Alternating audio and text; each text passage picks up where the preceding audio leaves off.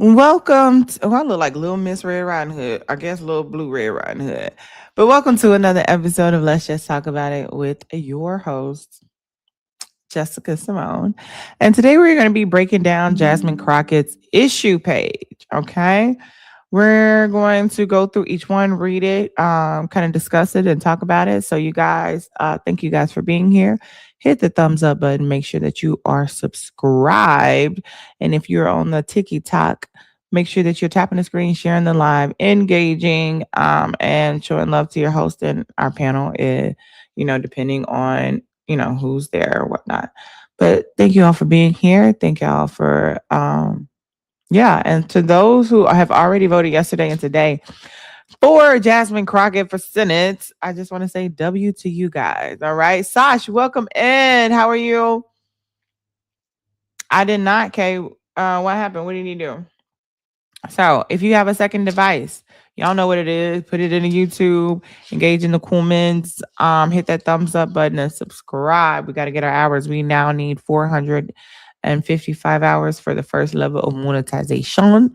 And we need 1,455. So yes, you guys, make sure you guys are getting your YouTube hours in. But right now we're live on the TikTok and on YouTube at the same time. So here we go. Now I'm going to pull it up. Anybody have any questions, Sash? Hola, ¿cómo estás? Let me see. Oh, look, it's two Jess. It's two Jesses. Look at that. And I'm gonna pull it up right here. Oh, where's that? Where's that? Where's that? We're gonna start from the beginning. We're gonna start from the beginning. All right. Crockett is a Texas tough. Okay. I'm excited. I know she can win this thing. And here are her campaign's top issues. And just because they're not her top issues, it's something that you may want to see, doesn't mean that it's not going to happen. Now, me and Saji had the pleasure of joining Jasmine Crockett for a Zoom call while she answered questions for the people in the Zoom, which I thought was amazing. She will. Exactly, Black Vision. She most definitely will. I believe it. I believe it. I believe in her. I believe in. Do you believe in magic? I believe in Black Girl Magic. Facts still matter. Welcome in. How are you? I definitely believe it. So I thought it was important that, everybody was talking about the issues yesterday. And, she went over some of those things when she was in the debate. Now she has it pulled up. So I think it's important for us to go over it. And realistically, I don't need it. And issue space and vote for Jasmine Crockett. I've seen the work that she's done, seen the proof. We can see her voting history. What up, Manny? We can see her voting history. We can see all of that. But I still appreciate it, of course. I mean, these are the formalities. So the top one is affordability. And also too, if you're in Texas, you're welcome to come up and you want to talk about it. And it made me think about this because affordability is one thing that I asked her about when we were in that Zoom. You were able to ask questions and it was like right to the point. As soon as she came on, it was like, what questions do you have for me? I'm going to answer them. And I thought that was really fucking dope. So one of the questions I had was about affordability as well. And okay, and it says that every month the bills get high. Let me get it on the big one. You know what I'm saying? Let's get it on the big one. And look at her doing the work. Look at her doing the work, okay? Affordability and a strong Texas economy for all. So every month the bills get higher while our paychecks stay the same. Costs have gone up for housing, groceries, prescriptions, fuel, utilities, healthcare, and so much more due to Trump's failed economic policies, including his unlawful tariffs. Now, tariffs is also one of the things that she said that she would impeach him on. Unlawful, the way he's handling his tariffs is unlawful, which I thought was interesting too. She said that she would impeach him on, along with another article when Tallarico couldn't answer his own damn question, and she had to come back and tell them what article she would impeach them on. That was one of them. So, young people feel hopeless about their ability to buy a home, start a business, or raise a family because of high costs, low wages, and an economy that only works for billionaires. Opportunity is slipping away as barriers keep rising. Texans deserve an economy that works for us all, not for just for the powerful. Texas has the eighth largest economy in the world. So why is it that we always have the highest number of uninsured people? Now that makes a lot of sense. And I didn't even know that we were the eighth largest economy in the world. And our farmers and ranchers are experiencing record bankruptcies. 30 years of Republican control and failed leadership have caused Texas to suffer. So how are we eighth in the world? Okay. Hold on. You made your vote today? Shia, you made your vote today for Jasmine Crockett? How are we eighth in the world? And Republicans been in power for the last 30 years in Texas. Eighth in the world, but everybody's poor. Our state is prosperous in spite of Republicans, yet the people are struggling. I'm running to tackle the affordability crisis. Now, that was one of the questions that I had for her. Look at her helping the homeless, you know what I'm saying? Getting down, doing work, boots on the ground, as they would say. Boots on the ground. What the fuck is you talking about? All right. So affordability, housing, and home ownership. Owning your own home. Owning your own home is a cornerstone of the American dream and a key to building wealth across generations. Being able to afford a home where you can raise a family is top priority for many Texans, but that dream is moving further out of reach every year. Interest rates, mortgages are high, and Texas is leading in the number of foreclosures. How we get all this money and we leading in foreclosures? It sound like a bunch of scamming going on. I don't know. It sound like a bunch of scamming going on. What y'all think? Y'all see a scam? Y'all heard a scam?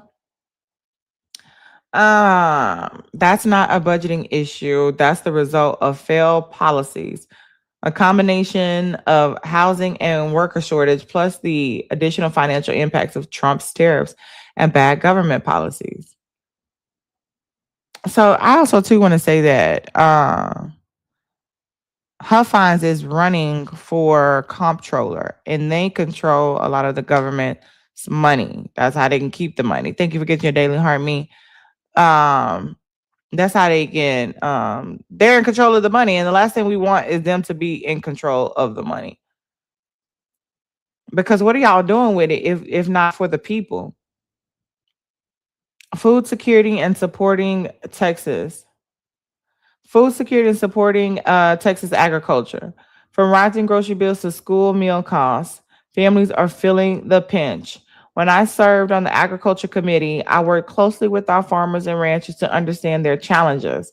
I work with both Republicans and Democrats, come on, reaching across the aisle to develop a strong farm bill responsive to the needs of Texas producers. Can y'all see that, or is it real small? Cosima, how you doing? Savant Moore for comptroller. I thought he was running for something else. No. You did say Savant. You did say Savant. Savant Moore for comptroller for sure. When the same folks that pay Elon Musk $8 million taxpayer dollars a day decided to cut SNAP benefits, I fought for single moms and children. Like, girl, she down in the dumps with everybody. Okay, it's okay for you. Okay, just want to make sure. She's down in the dumps with everybody, like boots on the ground, all the way from the federal government, all the way down to the local. She said, we heard a set in priorities. We heard a lot about the price of eggs during the last election. Yet everything still costs more today than yesterday. Texas is one of the top states for beef exports and top 5 for agriculture exports. Slapping on tariffs has hurt our farmers' bottom line. While Trump wants us to import even more beef from Argentina, I'm fighting to save the cattle ranchers across Texas who are feeling the bankruptcy. That starts with eliminating the tariffs and pushing beef from ranchers in places like Amarillo and not Argentina. They talk about motherfucking me. They talk about America first, but yet you want to get your beef from Argentina. What are we talking about? What are we doing at this point? Let me see. Healthcare is a key concern for Texas backgrounds and across backgrounds and generations. Healthcare should be a guarantee, not a luxury. No family should have to choose between paying the light bill and paying for life-saving medicine. By every metric, the United States spends more on healthcare than any other nation. We pay 70% more because of big insurance companies with rising premiums and declining coverage. Because that's what I was feeling like too. Like, how is my premium going up, but y'all covering less and less? And I go there, I'm like, isn't that covered? I got this because that was covered. And then all of a sudden they like, oh no, we don't cover that anymore. You don't cover it my ass. And they don't even do the same thing for Tony. What up, Tony? They don't even do the same thing for our veterans. Uh, Big Pharma that overcharges Americans when comparing the cost of the same exact drug overseas, shady billing practices, and predatory facilities fees, to name a few reasons. I will fight to bring down the cost of prescription and relieve your medical debt. I'm pushing for a healthcare system that centers patients and not profits. My message is clear. Your health shouldn't depend on your wallet. And then even as a Senate priority, she says, like, I'm fighting for a guaranteed health care to every American. Lower the overall cost of health care while also reducing negative health outcomes, especially in Texas. Tony, how you doing, love? We're going down her Jasmine Crockett's issue page. Mental health. Oh, 1 in 5 Texas adults live with a mental health condition. Your mental health crises are steady on the rise. Youth mental health crises are steady on the rise. An overwhelming majority of Texas counties are considered mental health provider deserts and lack access to any mental health providers. A topic that I'm passionate in addressing that I also feel does not receive enough attention is the alarming rates of unaliving among farmers and ranchers, which is crazy. Chilling, lady. Oh, you chilling? Don't y'all got some votes coming up in y'all primaries in Georgia, Tony? Entrepreneurship has its challenges, and farmers have a particularly stressful occupation. Farmers tend to have increased levels of depression, anxiety, and self-unaliving rate that is more than double in the national average. There are a million stresses on our farmers and ranchers, most of them made worse when our economy is not as strong. From natural disasters, historic droughts, financial uncertainty is the midst in the midst of trade disputes, tariff wars, and labor shortages. Too often things can seem hopeless. Probably politics have exhausted me. Well, you still gotta go vote. You ain't even gotta talk about it. We gotta go vote. If you go to bluevoterguide.org, what they will do is just put in your address. They'll tell you who's on the ballot, and you can go vote. And you can go vote there. You still got to vote. You ain't got to have the conversations. You ain't got to do all that. Just make sure you go vote. I think reproductive freedom and maternal health is really important. I think this one is really important. Just, for women easily. Yeah, go do that. You still got to go vote. Early voting, probably, depending on who's up, started today. You know what I mean? Oh, shit. I guess it wasn't meant. Self-determination, personal choice, and privacy are foundational constitutional rights. Women will never have full personal and economic freedom until we restore the right to AB access. I have always opposed AB bans and restrictions. When I served in the Texas House of Representatives, Texas passed the most extreme AB ban in the nation. Just as caution, the ban led to trauma and even unalive death for many Texas women. When the Dobbs case reached the Supreme Court, I joined the state lawmakers from across the South to file an amicus brief urging the court not to overturn Roe versus Wade. I also co-authored the bill in the Texas House to expand postpartum Medicaid for new mothers. And I think postpartum is something that we don't talk about a lot. Um, that not even just as everybody, but as women too. Postpartum depression. They need help. Sometimes you don't even know you experience it. Some women get caught up thinking they're just a bad mother, but your life just changed drastically, and it'll never go back to the same, regardless of what happens. Dallas County had the largest turnout so far, and that's why they gerrymandered it. That's why they gerrymandered it, because they knew we was turning out. I'm so sorry, Sash, and that's a real fucking thing that I think needs to be addressed. That needs to be addressed, because sometimes you don't even know. Sometimes it gets hard, and sometimes people think that you're just complaining. Are you supposed to be this happy go lucky mother? Even spouses think that you're just complaining. Sometimes don't get any support. Yeah, it needs to be addressed. I would love to have a live on it, but I'm not a mother and I don't want to overstep any boundaries. Jamie, welcome in. I don't want to overstep any boundaries when it comes to that. You know, my approach to reproductive freedom follows science, medicine, and common sense. These decisions ought to be made by the patients and their trusted physicians, actual experts.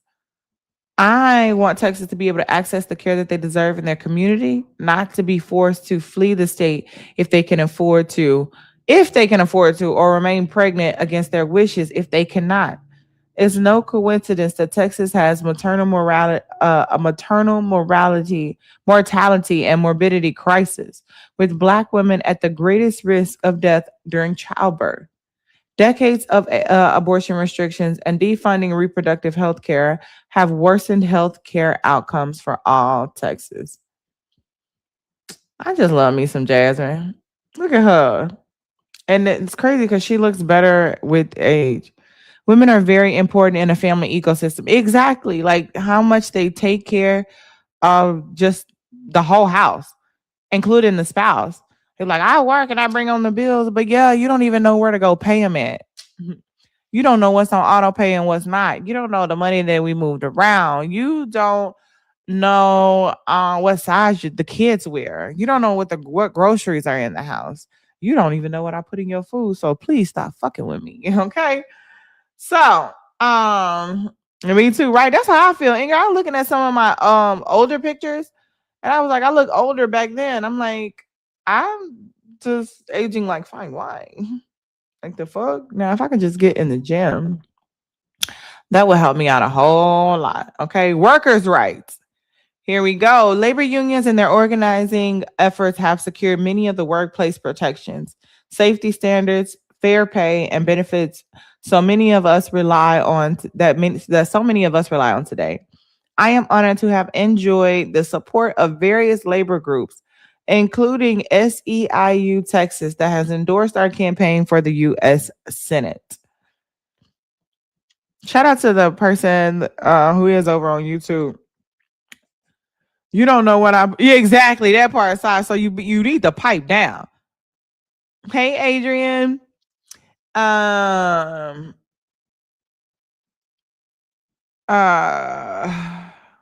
Hold on. Where we at? Because they know I will fight tooth and nail for workers' rights.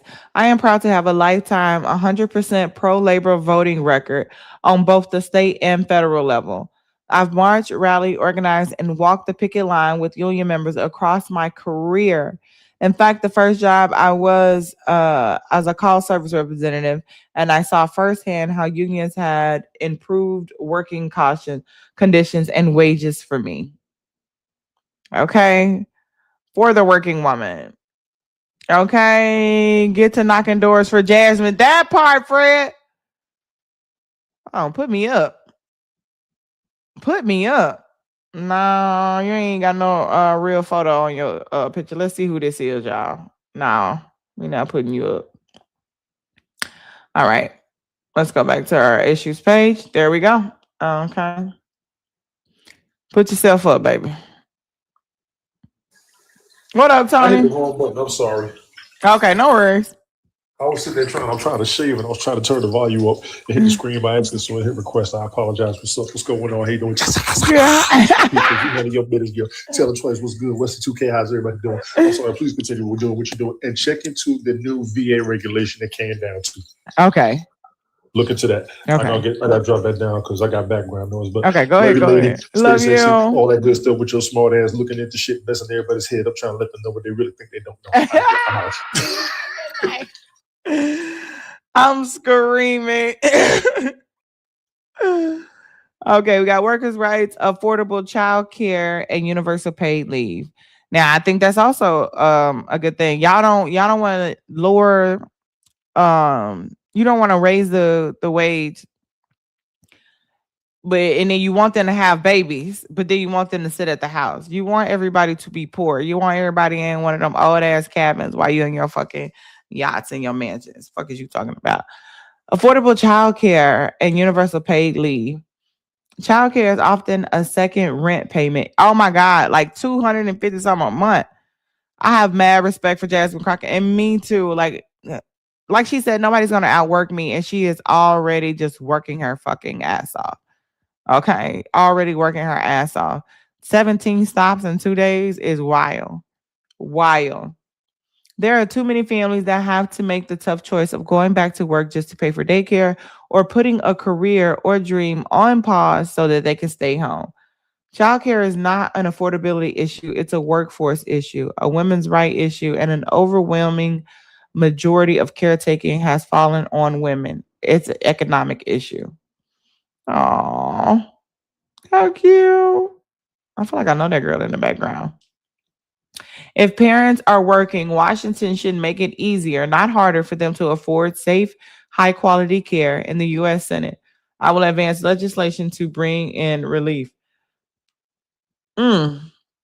Implement universal pre-K so kids can have better education opportunities early, as well as provide child care relief for families early.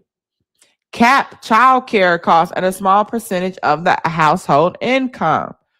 I think that's important too. Bro, where y'all coming from? Fully fund Head Start programs to deliver early childhood education and child care to communities. I think all of these things are great. What he talking about? Never mind. I ain't even gonna get into last night. Let me see. Supporting entrepreneurship and small businesses like myself. I'm an entrepreneur. You all don't even go here like what? Like, okay, stranger danger. Stranger danger. I'm screaming. Baby, okay. Supporting entrepreneurship and small businesses. More than half of the new jobs in America are created by small businesses. That's why I didn't get, like, if they run out all the small businesses, guess what's going to happen? If they run out of small businesses, everybody's going to be the big businesses, corporations are going to hold on. They're going to have to put more money into them so that we can depend on them. And that's not what we want. They're not going to create more jobs. They're going to use their AI. They're going to use, digital services. That's not going to help my jobs, but small businesses create more jobs and more jobs, like just locally. You know what I mean? Hey, living life. They have become the backbone of the economy along with the workers who keep them running. Small businesses offer healthy competition, which keeps prices low for consumers. They reinvest dollars right back into our community and can uplift entire regional economies. When it comes to supporting small businesses, I will protect the mom and pop shops on Main Street from the corporate predators on Wall Street and give small businesses the resources they need to grow and thrive, which I think is fucking important. Because I thought I saw someone in here just try to tell the top mod to shut the hell up. Hold on, somebody try to tell you to shut the hell up? Somebody tell you to shut the hell up, Tay? Aww. How cute. Now you gotta watch. Oh, you already been muted. They already on it. I don't see why people at the mods and really try to go at the mods. Like, girl, they got power. They will mute you and make you watch. Now sit down and watch. Go somewhere else, bitch. Yeah, she said he thought. Now he's shutting up. Now he can't say nothing. Look at that. Karma work fast in the motherfucker, don't it? Yeah, so support our small business owners, in which Black and brown small businesses were thriving under the Biden-Harris administration as they provided a lot of small business loans and resources and grants opportunities that helped push small businesses. Yeah, they can go cry in the car. You can go cry in the car for sure. Mm. Mm-hmm. Okay. Defending Social Security. A lot. It's the poof be gone for me, bitch. Okay. Hey, period. Defending Social Security, because a lot of people are not even going to have Social Security. By the time like we pay into it every Mickey Ficky year. Um, period. Uh, yeah, they still in the Social Security money. You know what I'm saying? One of them said, by the time you get there, ain't gonna be no Social Security money left. It's an illusion, bitch. It's an illusion. It's an illusion. Defending Social Security. Increasing the retirement age for Social Security is a non-starter. Instead, we must raise the cap on Social Security so that everyone is paying their fair share. Americans who have worked hard and paid into the Social Security their whole lives are counting on this earned benefit. Social Security is more modest than most people realize, yet it is still the largest source of income for so many retirees. We must fully finance Social Security to ensure solvency for generations to come. Like imagine spending 50, 60. Oh, hey, Samuel, Lakin, how you doing? Darlene in the building. Imagine spending all of that money, all of your life paying into Social Security. And then all of a sudden you get there and there is none. Hmm. Hmm. How you doing? Darlene, Tania have been wanting some of them cookies, child. I don't know. I sent you a message, but I needed a requirement. I mean, it needed you to approve it. Strong public schools. Okay. Let me tell you something. My baby is not playing. Oh, we gotta get down the ice too. Damn, she is not bullshit. Her, I'm gonna make this big. Um, strong public schools. My dad was a school teacher and he instilled in me the belief that unlocking opportunities start with a solid public school education. From early childhood education through post-secondary opportunities, uh, post-secondary opportunities shouldn't be decided by zip. Nah, that's fine. Shouldn't be decided by zip code or tax bracket.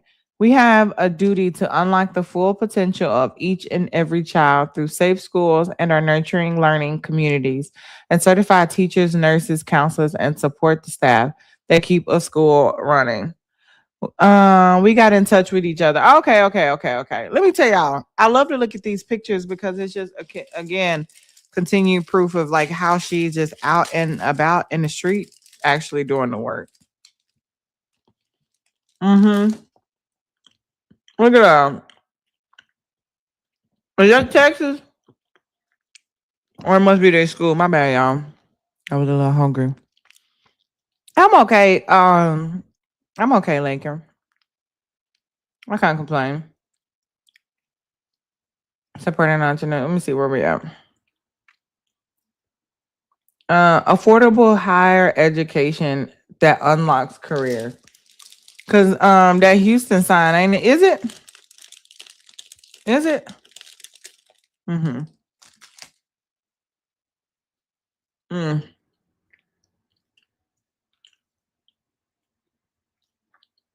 I'm sorry, y'all. And our school system is a mess. And I think somebody else said was in Houston last night. Talked about how it's a mess and how the child care and they lost a lot of access to the school bus, and all the parents can't just take their kids to school every morning. Thank you, Darlene.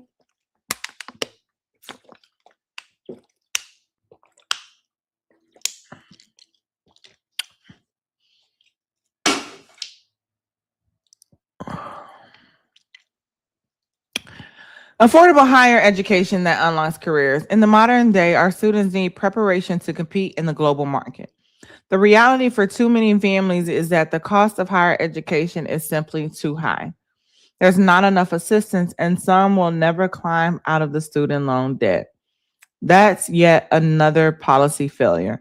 Texas has the best talent in the world, whether you choose to go to college or seek out another path. I want every opportunity to be available. Not every child desires to go to college, and it's vital that we have robust career and technical education available. Luckily, vocational training, learning a skilled trade, and union apprenticeships are all options on the table and lead to lucrative careers from manufacturing semiconductors, chips to solar panels. We do it all in my district. She's like, she's already done this in her district. She's already done it before. Yeah, tell Tay to leave me alone. Okay. We do a little ASMR. We will do some ASMR if y'all keep on. Say one more thing, Taylor, about my chewing my food. And I'm gonna go get more food and we'll do strictly ASMR. Hey Nessa Boo. I want to expand educational opportunities across the state. Jasmine Crockett deserves every accolade, every accomplishment that she gets. She deserves to be Senate. I don't see y'all. Where is Talarico, y'all? Where is Talarico? Uh-huh. Where is his pictures? Do we need to go over there? Broadband connectivity. Though Texas has made significant progress in delivering broadband across the state, there are still swaths of Texans, mostly in rural parts of the state, who lack access to reliable, high-speed internet. So many of our daily functions rely on the internet, from banking to shopping to paying bills and applying for jobs, which I think is important. I sent you here check-in video for today, Jess. I sent you her check-in video for today. Okay, I'm gonna play it. Let's see. Let me take these off.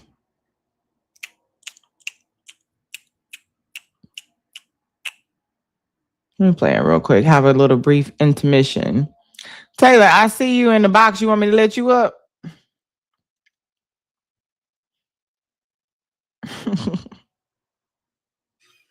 Hey, Christy, how you doing?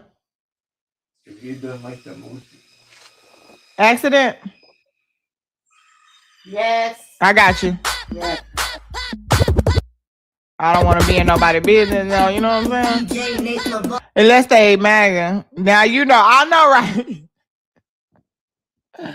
Showcase, Smitty, how you doing today? How are you feeling? How is life treating you? Let me tell you something. I set my alarm and I made it, but I sure failed to right the fuck back to sleep. I don't know. I ain't go to bed. I am in the airport. It looks Till like 3 or something. Okay. Feels a bit almost 4 o'clock. Let me see. How you doing, Smiths? I'm doing good, baby. Let me tell you something. I set an alarm for 8. You wasn't on. Okay, and I feel like sleep. Let me tell you, them eyes was crossed. Then I said I snoozed, so it kept going off and you wasn't on. I'm not gonna miss it. And then when I finally did see you on, I guess you had just got on because it was like 4,000 likes and only Nichelle and I think Carolina was on the panel. And I couldn't even see the letters I was typing. I said, I made it. And then I set it down for 2 seconds. Boy, I looked up again. It was 2:22 in the afternoon. I don't even remember last time I woke up at 2:22. But baby, I guess I did make it. I'm like, does that even count? But I'm glad we're going on early tonight because I'm gonna get off and I can go to bed a little earlier and I can go to sleep. I can go to sleep. That's the plan. That happened to me. Words all jumping up. Okay. I love joining his lives. Perfect timing to get started at work. Exactly. And see, this is my work. I'm 100% of a content creator. So it's like not mandatory that I have to get up and get ready for work. So I'll be like delusional. You was throwing those two. I did. I threw a two in the chat. Let me tell you something. I don't even remember that. I don't even remember throwing a two in the chat. I don't even know what the question was. You hear me? I was so delulu. But I had made it. I made it. Oh, you okay? Triple the fit. Okay. Oh, you said in Vegas. I thought you said in the chat. I was like, I was putting twos in the chat because I thought you was like, put a one in the chat if this. I was throwing no twos. I'm trying to get that money. Okay, I probably did maybe at least 9 in a row in a field. That's what it felt like. I feel like it was 9 in a row in a field. Them holes was hitting, and then it was twos, it was 12s. Okay, I was getting the triples and the double. Well, like I said, I thought twos in the chat. I was like, damn, I don't even remember putting twos in the chat this morning. Okay, that made me feel better about my Delulu. Okay, let me play this video real quick while I'm chewing, so I don't get cussed out. Oh yeah, I got to update. There we go. Like I have all my bars. I am in the airport. It looks like I have all my bars. I have my headphones on so that hopefully I don't disturb those that are around me. So hopefully you can hear me and hopefully I'm not yelling. I just wanted to let y'all know that your girl is still doing her day job, which means I have to show up, conduct oversight, and engage in depositions and whatnot as it relates to this Epstein situation. So I have completed my part as it relates to interviewing Les Wexner as it relates to the Epstein files. And well, hold on, ain't Les Wexner? Isn't Les Wexner? I was doing it. we're still in early voting. So hold on, so okay, you were like, how long is it gonna take you to put something down there too? You just kept watching. Cause after about 2 of them, you said it ain't gonna be 3. And then you see 3 in a row, you're like, it ain't gonna be 4. You see 4 in a row, it ain't gonna be 5. Oh my God. I'm screaming. Yo.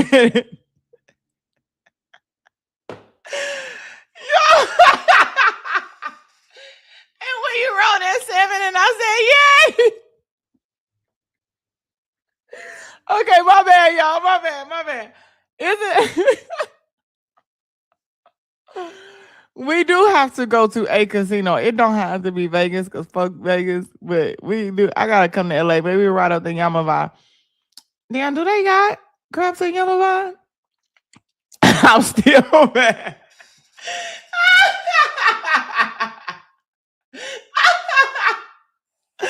I'm sorry, y'all. Oh, hold on. I'm gonna tell y'all. Remind me to tell y'all. Hold on. Let me tell y'all real quick.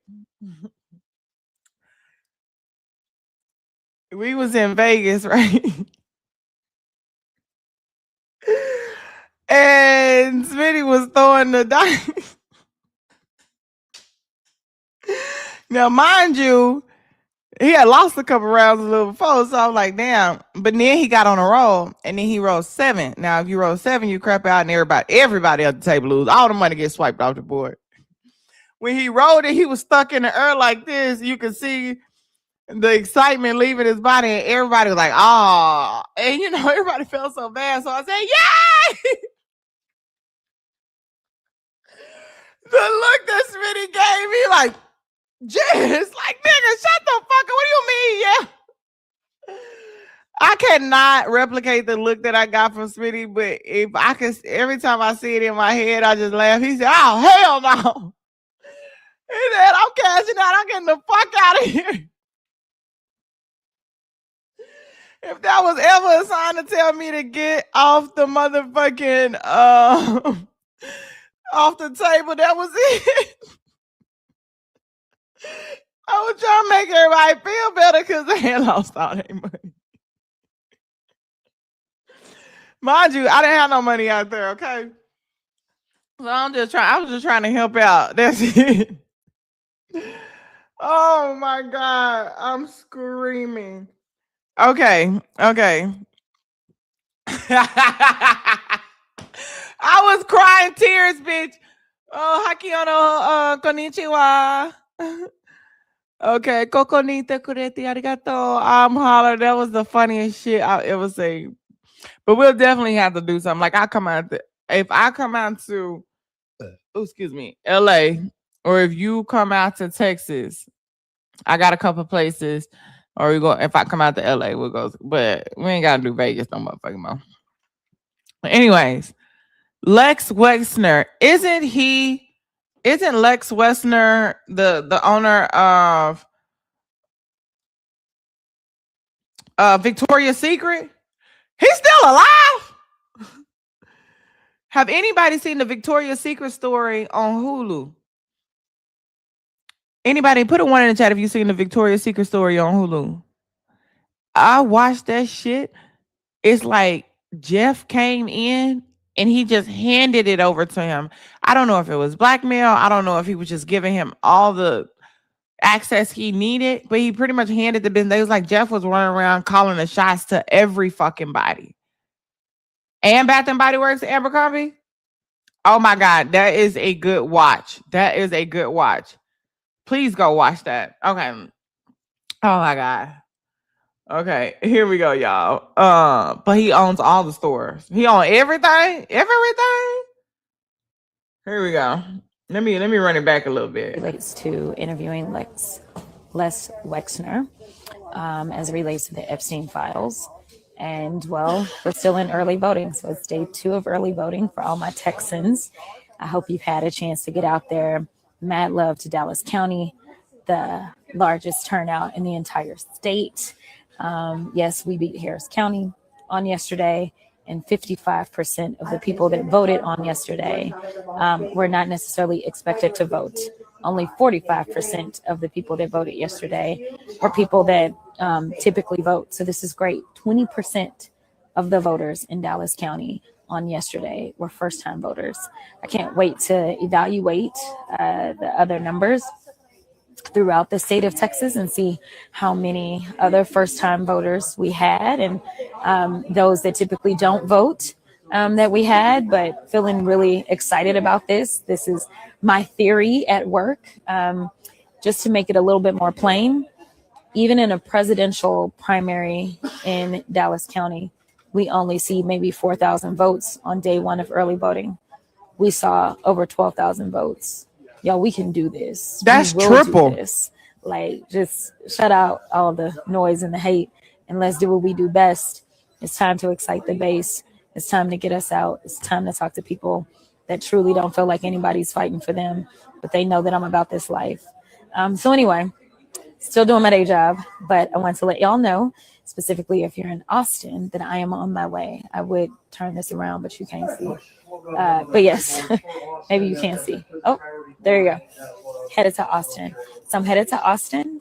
We are headed to a sold out event that we announced yesterday that sold out in 2 hours. So we are going to try to do something a little bit more laid back because, well, y'all know me. Jasmine really is about that life. Y'all better put some respect on her name, period. It's going to be a long day, long night. I've been up for quite some time, burning both ends of the candle, but it's all good. So if you are interested in trying to find us, please visit our Mobilize. I am on my way to Austin. Hold on. Not one single Republican showed up to question Lex? Are you serious? What?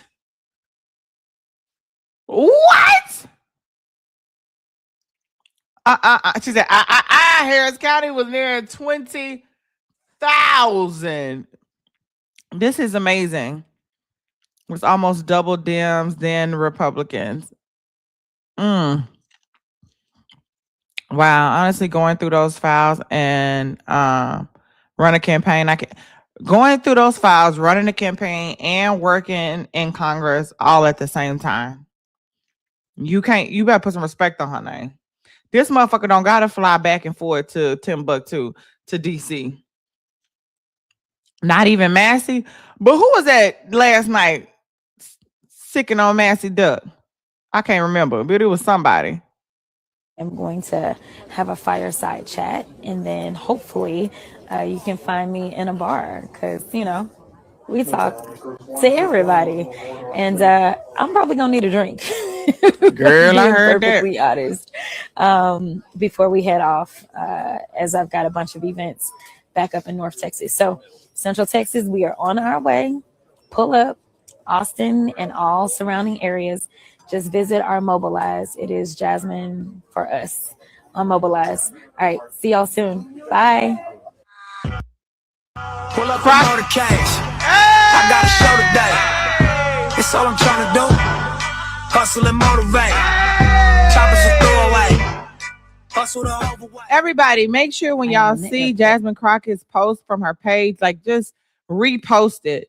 Repost it. We have to get her stuff out. If you're an advocate for Jasmine Crockett, or you know what I'm saying, repost her stuff. Repost it. Of course, there's gonna be some suppression. Repost it. Okay. Repost it.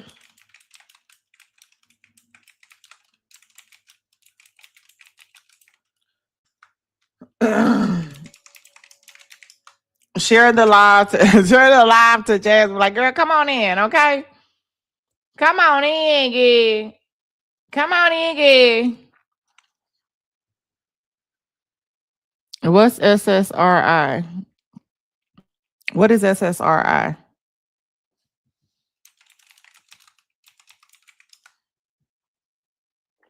What is that? Boy, you think I'm on drugs? Oh, not your wife and your family and your kids over there making you miserable. So you trying to shame other people into having kids so they can be as miserable as you. Now he said I was on SSRI and I didn't even know what the fuck he was talking about. He has been here before, girl. They love being here.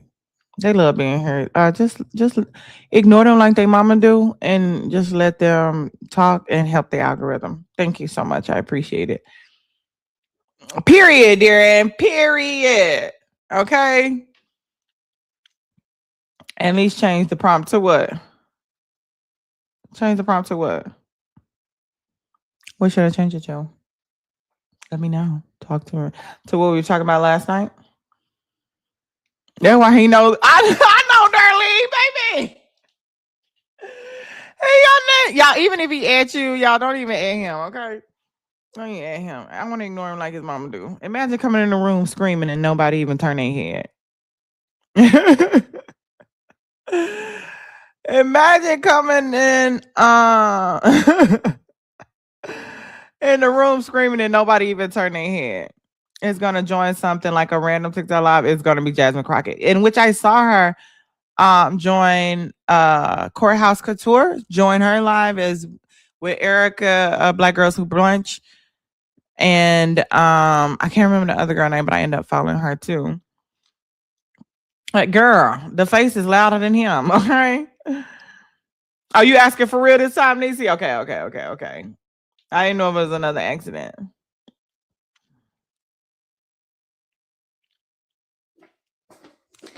Hey, Niecy. How you doing, Auntie? I'm fine. I'm at work. I just wanted to say thank you once again for all the hard work you're doing. It has, I believe, played a big part in what she's going through right now. Mm-hmm. But did you see her video today that she was at the polls and in line, and she was saying there was so many people out there, and that when somebody came out to say, if you're voting Republican, you can step over here, and what she say, If you're voting Republican, you can step over here, and nobody moved. What? Yes. First of all, can they say that? This is what she was reporting. Hold on. I don't know. Maybe they didn't have nobody in line. There's no waiting over here, they said. Also, in there, are the Democrats and Republicans in two different lines? I didn't know they were splitting it up. Me neither, because I think that's another way for them to be able to decide like who they gonna fuck with or not. Let me Another see. thing is that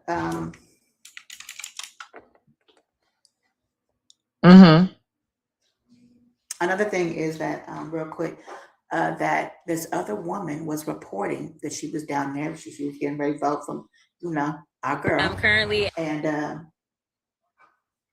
Go ahead. I think that is this it. That's Hey, the one. Nichelle.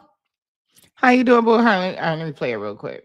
at the polls. I ain't gonna blast everybody that's in line, but listen, your girl is standing in line. Texas, y'all are ready. The Republicans are nervous, y'all. Listen, what they just did is they asked us, they said, hey, anybody trying to vote in the Republican primary? Because there's no wait, like you can come over here, and like nobody moved. So yes, we are doing it. I am so excited. The energy is amazing. I know that y'all understand the assignment. Don't let New York, don't let DC tell us what to do down here in Texas. We know what Texas needs, and we know that Texas needs a real fighter, a fighter that is proven, that will go up against anybody, whether it's Trump, Bondi, anybody else. We got to have somebody that is going to have our back and make sure when it comes to affordability, whether it's healthcare, housing, education, make sure that they're protecting Social Security, whether it's dealing with ICE and they nonsense, we got to have somebody that will always make sure that they do the things that are right. It may not be the right thing politically, but it's the right thing morally. And that's what this election is about. It's a referendum on who we are going to be in this country. If we are going to allow for us to continue to go down this disastrous path, or if we, the people, are going to rise up and let them know who's really boss. By the way, girl in the back, let me get in there. Yeah. For all the haters in the back, I just want to be clear. Paul had us up against all the Republicans. Yes. Come on now. Somewhere on, that one website that I don't like very much. But nevertheless, we can do this. We just got to get through this primary, drown out all the noise. If somebody's not talking about how they're going to fight for you, if they're talking about all this other stuff, or if they can't keep my name out of their mouth because they talking noise, then, well, you know what it is. So y'all just keep doing what y'all doing. I am so energized and so excited. Let's go get this done. Está bien cabrón, de Carolina sale reggaetón y los hijueputas de Bayamón. Ey, quiere montarse en la ola y manito rincón, un besito pa' abuela en el balcón cogiendo todos los pollos en la Rubicon. Don't you fucking Jasmine Crockett, bitch! Don't blast everybody that's in line. But listen, your girl is standing there. It's a black and brown thing, bitch. What up, Kay? Okay. What's going on? Hey, real quick, everybody. Make sure you are voting down ballot. Do not upset me and not vote down ballot. Vote down ballot. We have 20 plus seats we have to flip on a Texas state legislature. Please vote down ballot. Do not just vote for the U.S. Senate. Vote down ballot. Don't upset me. All right, now. Was it Savant? Wait. Go ahead, Christy.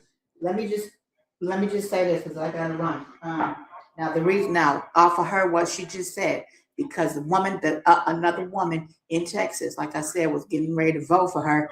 She said that she was having problems. A black woman, right? She said she was having problems at the polls. She said that. This woman. You said. Yes. Yes. Play that video. Yeah, hold on. Let me see. I played it yesterday. Okay, y'all. They already starting with the BS in Texas. I'm down here to vote. She also too. Jasmine Crockett had commented on her photo on her video and said, "DM me." First day. Yeah, see right there, DMing you right now. There go Jasmine Crockett. Y'all see it to the right. She said DMing you. So they already starting with the shenanigans. So bring everything you need. You have any issues, you get online, get you a provisional ballot, vote early in case you have any issues. You can fix it beforehand. Take a screenshot that says you registered to vote. Take that with you in case you need that. Take everything you need. They said she wasn't registered. All right. And she just voted last year. Hey, Kia. Or in 24. So don't let them play with you, y'all. Make sure you are registered. Check your voter registration now. Yes. I checked mine on the 27th of January. Screenshotted. I was active. I should have no issues. I'm gonna have everything with me. Okay. Thank you so much, Christy. I know you said you. Okay, I got you, boo. Thank you. I love you. Vote down ballot. I think it's comptroller. Servant. Tell me the name, Sasha, again. Or Savant Moore for Savant Moore. Texas Comptroller. That is my homie, my friend. Please. Hina Hosai, governor. I don't know all the other names, but I'm just gonna vote down ballot. Okay. Tony Box. Tony Box. Oh, I voted for Joe. I also voted for Bobby. I got Tony Box for Attorney General. And then who else y'all be seeing? So Lieutenant Governor.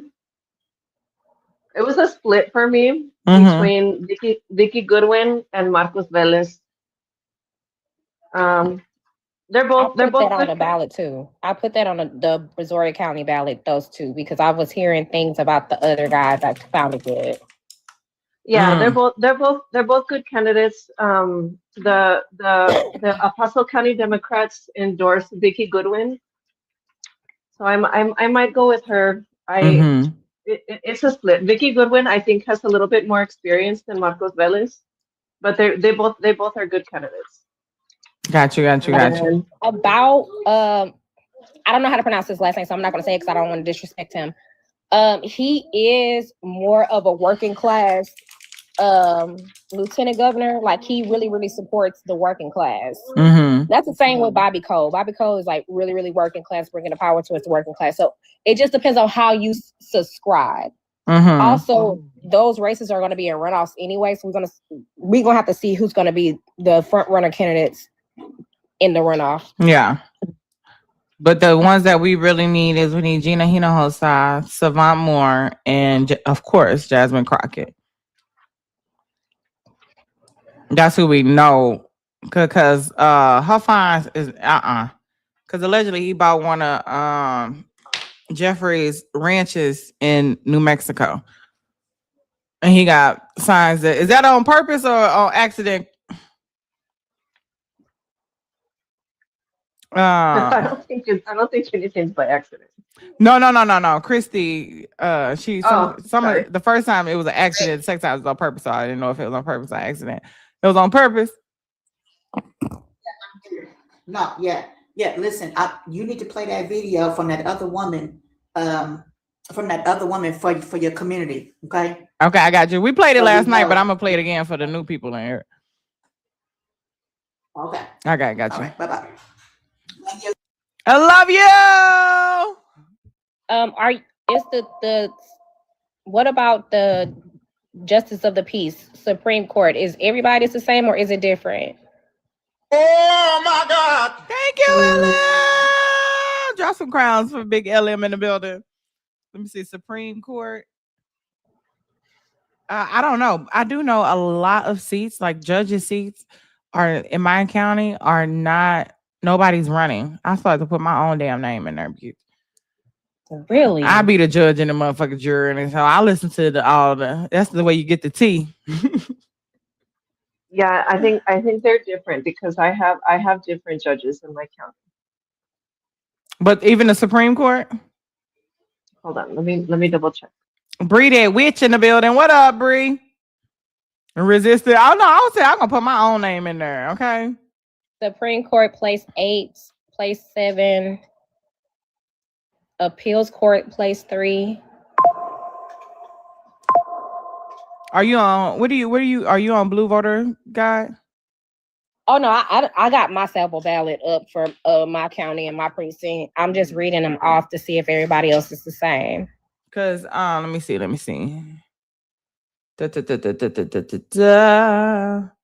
Texas Supreme Court. I see Sherry Kelly.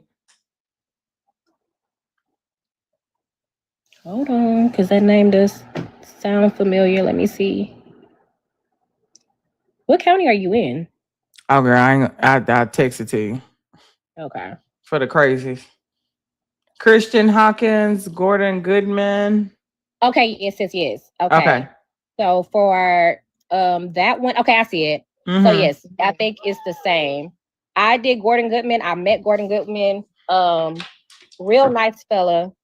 Very, very knowledgeable about the law.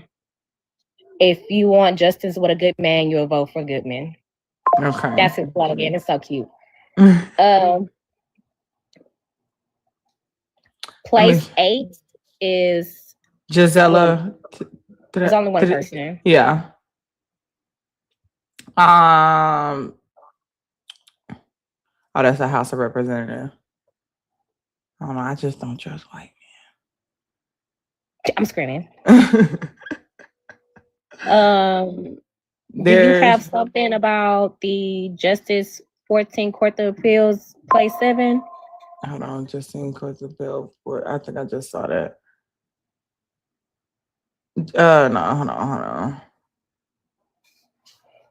Chief Justice, Texas Supreme Court Chief Justice, as a Maggie Ellis and a Corey Carlisle.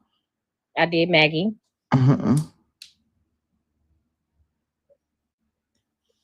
Let me see.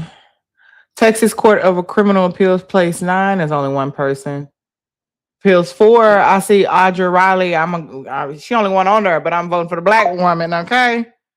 Because we got pictures on here. All right. I'm just looking for the Chief Justice 14 Court of Appeals so I can tell y'all about that one. And 15. place 7. I see Texas 15, Texas Court of Criminal Appeal 3, Texas 15 District Court of Appeal, Texas 15. Jasmine Crockett. Why are these other people in a race? What are the other folks? Those of you that have the 15 Court of Appeals place. 15? I thought you said 14. I see a 15. Oh no, I seen it in the comments. I'm reading the comments. Oh. No, all of them is one vote, is one person, so that's cool. But the 14th Court of Appeals and the Justice 14 Court of Appeals, Derek Obialo. I also met him in person. He's a very shy and reserved man, but he has like over a decade of experience. So I will go with him. Okay, I don't think I have that one. We got 15. Okay. James Tyler Rico, girl, boy, get on her. Shout out to Savant Moore. Yeah, we don't need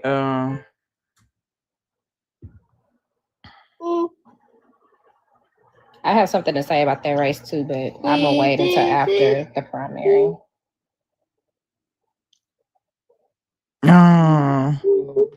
Nichelle, how you doing? You vote today? No, not today. I'll probably take Tiff and I out. We've had like doctor appointments. Yeah, I'm fine. Just a lot going on. Thank you for asking. Hello, everybody. But yes, we're going to make it an event, and yeah, I'm super excited. I just saw somebody else post that they were talking about how they grew up Republican, then switched to independent in 2016 because she felt like the Republican Party didn't align with her values anymore. And then this is the first time she's voting straight Democrat down the ballot, and she's in San Antonio. and she was saying for the first time, she's actually excited to vote for someone. And I thought, wow, that's like amazing. You know what I'm saying? Like not just like, okay, hold my nose, da da da da da. Like she was like, she gave her whole story, and she was like, this is the first time I'm actually excited to cast my ballot. So yeah, we're gonna make it an event, same way we did when we voted for Miss Harris in 2024. I'm not mad at that. Yes, I know the primary people I want to vote for. I wrote down a couple names, and I'm just gonna vote down ballot, and I can't wait to do so. I can't wait to do so, and then we'll be back at it for the general election. And like Jasmine Crockett said, she's up. So let me play this video really quick. Of early voting, which is today. They're telling me I'm not registered. I'm sorry, ma'am. I just voted in the presidential election. I've voted in every election since I've been here. And now I'm magically not registered. You said we needed a passport to vote. No problem, ma'am.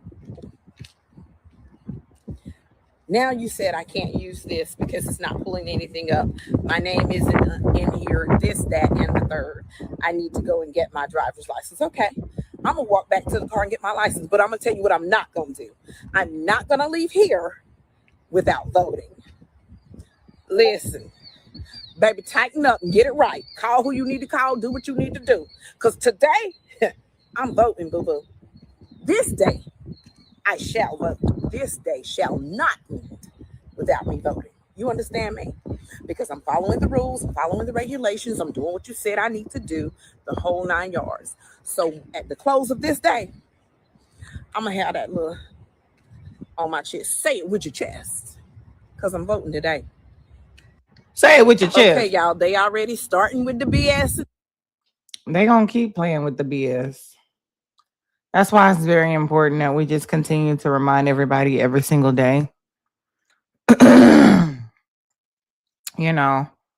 Make sure you go vote. Make sure you take everything you need. Make sure they don't tell you can't. You can get a provisional ballot, and if you go early, if you have any issues, that give you time to be able to make any corrects. Does she have a new video? You know what? Let me go to her page and see. Texas, I'm down. Yeah, what's her name? Let me go up to the top. Okay, hold on.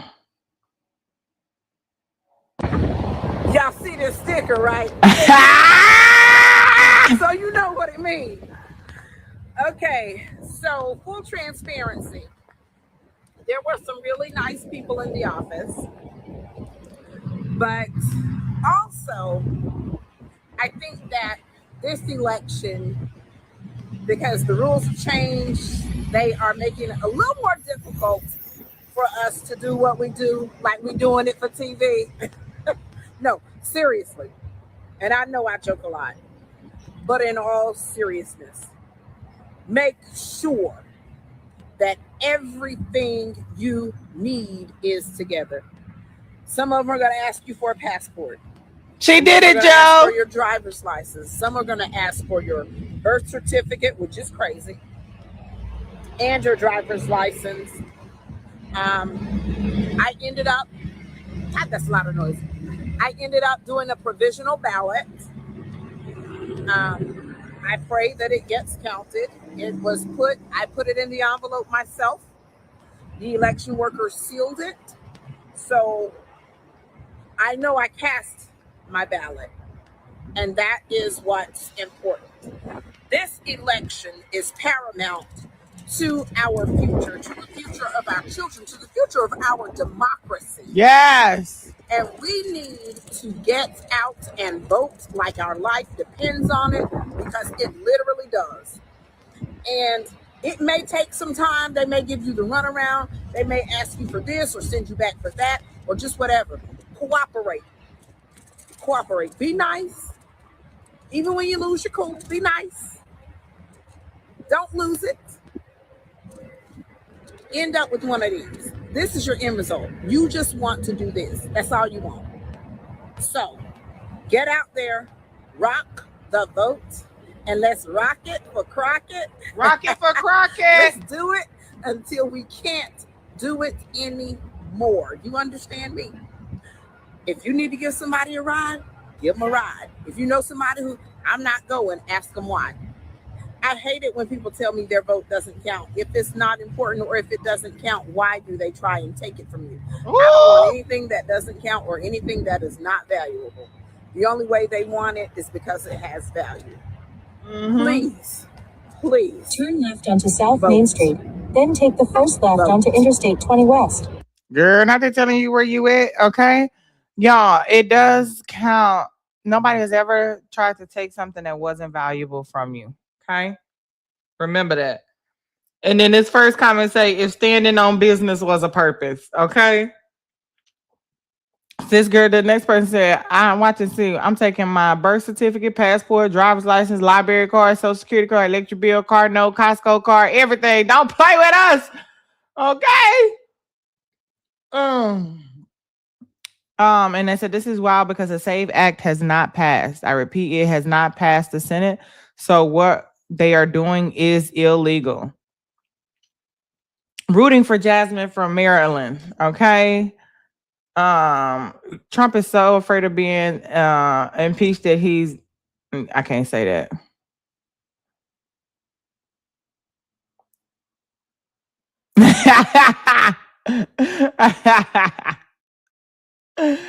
Manifesting the Jasmine Crockett victory from Connecticut. And it's so beautiful to see all of the comments from everywhere else rooting for Jasmine Crockett all the way from California. I'm guessing the amount of IDs required depends upon the skin color. Oh, I checked my voter registration online thanks to your post and found out that for the first time in 40 years, I was no longer a registered voter, nor were my husband and son. We all voted for the other better candidate, and now we've been erased. We are going to the polls prepared with all our docs. So damn angry. This is crazy. Our life depends on it. Bring all documents. My passport to vote, that's wrong and should be illegal, which is crazy. Crockett is going to be a phenomenally awesome senator. I love when the algorithm brings me back to it. I'm screaming. Why do we need a passport to live in America? Which is crazy. That's a good question. Why do we need a passport to live in America? Knowing that majority of the Republican base cannot afford a passport. Which is why they're not trying to pass it now in the Senate. They went in the database, allegedly they went in the database and seen that a lot of Republicans don't have a passport because they're all conservative and traditional. They don't go no goddamn where. They don't go nowhere. They don't need to. I'm gonna drop. Hold on. I gotta take this call. I got you. And just they also found out that guess which group of people carrying the most passports. Oh, wait a minute. How did I get up here? I was down there tapping. Oh, my bad. It said you requested up. Okay, I'll drop you down. Oh, I might have hit the button by accident. Boy, I'm sorry. No, don't be sorry. It's okay. I'll drop you down. Okay. Democrats, because but Latino Democrats. So they can go back and forth home. Mm-hmm. Oh, you done fucked up, right? They don't be thinking. So everything that they try to do to keep us down only propels us forward, only thrives us, only puts us in better position. Oh my God. By the way, did you see that video of JD Vance when he was supposed to be the deciding vote or something on the floor, and he was reading out his own instructions to do his own job? Like who is running the country? Yeah. I'm screaming. Now, what do I do again? Agitator, do you want to come up? If not, you're gonna have to shut up. Okay. All right. Come up or shut up. How about that? Okay. Maybe later. We'll see. Oh, this is Jasmine Crockett voting in Dallas. So listen, I know I'm a threat. I just need people to decide that they are going to show up today and vote for the fighter that they know that I am. Every single Democrat has been saying we are failing when it comes to really opposing this government. I don't think that this is about right or left. I absolutely believe this is about right. I want a wrong. Jasmine And Texas who is Tough it that will have the audacity to shirt. stand up to the president of the United States? We can't afford to get this wrong. Texas, we can do this. This is about us believing in ourselves. They want us to doubt ourselves. They want us to believe that we're powerless. Right now, people need to understand that they still have the power. Our democracy hangs by a thread, but I am here to tell you that I will fight them every single day to make sure that they start to live up to everything that this Constitution says. Baby, you can't even cook. You can't even cook us. You trying to cook somebody who are already in there and know they shit. You can't even cook us. I think you should start small, sir. I can tell by your comments you just getting started.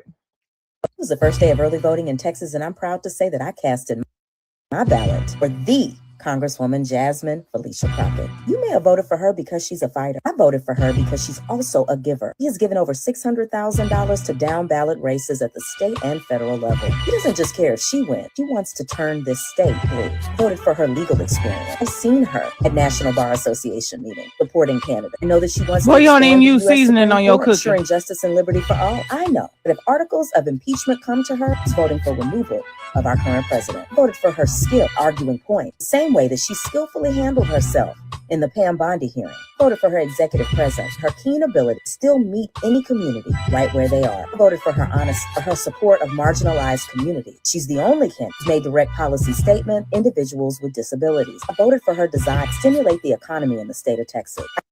I voted for her congressional experience. You can already see what she has done. She's done a lot. And yes, voted for her because she's a fighter, willing to fight for Texans. She's also a collaborator. Even when I questioned her, she admitted she's collaborated more than one across the political aisle. It's clear we need change in Texas. We also need someone on the ballot that's going to motivate Texans to vote. That's why I made sure to go the very first day, vote for Congresswoman Jasmine Crockett. It was the first day of early voting in Texas. Yes, look at all the comments. I voted for her as well. Oh, I voted for Jasmine too. Rooting for her here in the SIP. Exactly who I'll be voting for. Hold it down, sis. Native Texan, Banana Jersey. I'm rooting for her from afar. I voted for her with my heart from California. I voted for her today. I invited friends over for early dinner tomorrow. They don't realize the voting poll is across the street. We're not all eating till all of them vote. That's what the fuck I'm talking about. She said, I'm invited all my friends for early dinner tomorrow, and they don't realize the voting poll is across the street, so we not eating until everybody has voted. And I voted for her. That's what I'm talking about. You sent in your ballot, Mr. Frey? I'll be voting her based on her experience and legal knowledge after work. But then I got to see Representative Crockett on my lunch break and got so energized that I ran to the polls when I got off work. Come on now. Oh, this is so beautiful. Oh my God. I love this. I had my sister vote as well, period. And have her husband vote. All right. I voted for Crockett. Let's go. Let's go. Every time I hear this, I think of Dion. Hold on. Her. Which Dion? Dion Sanders? Hey, Drew. Yes. Thank y'all. Oh my God. Yep. Sorry, y'all. I'm checking my notifications because I have been missing my stuff lately.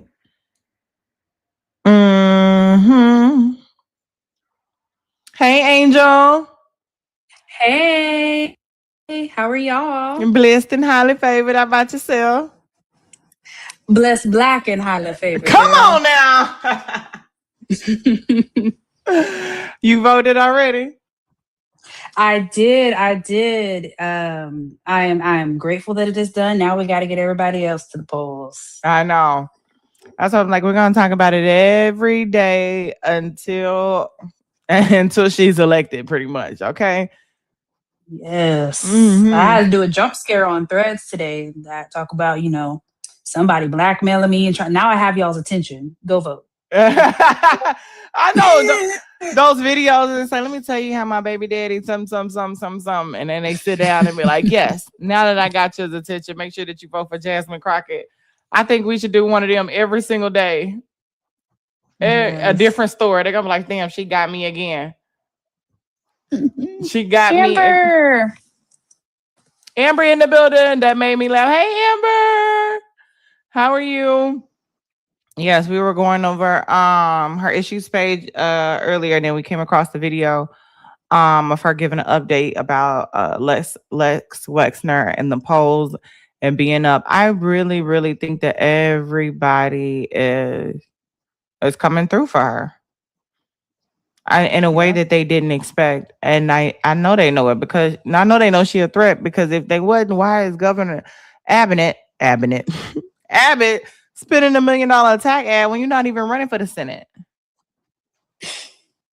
Yeah, that part. People just aren't catching on, unfortunately, yet, but they about to. Mm-hmm. Check your notifications. Let me see.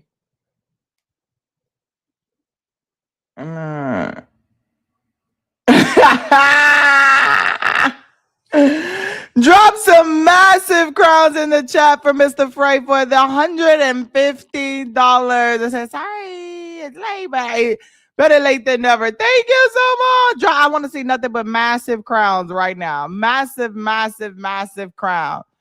Okay, they tried it with Colbert. So what is the reason they did the whole thing with Colbert? Is it because they didn't want to give her time as well? Is it to prop him up? Is it to make it look like we're coming after him when we're not? Okay. Yes. Yeah. Go ahead. I'm sorry. No. You good. Go ahead.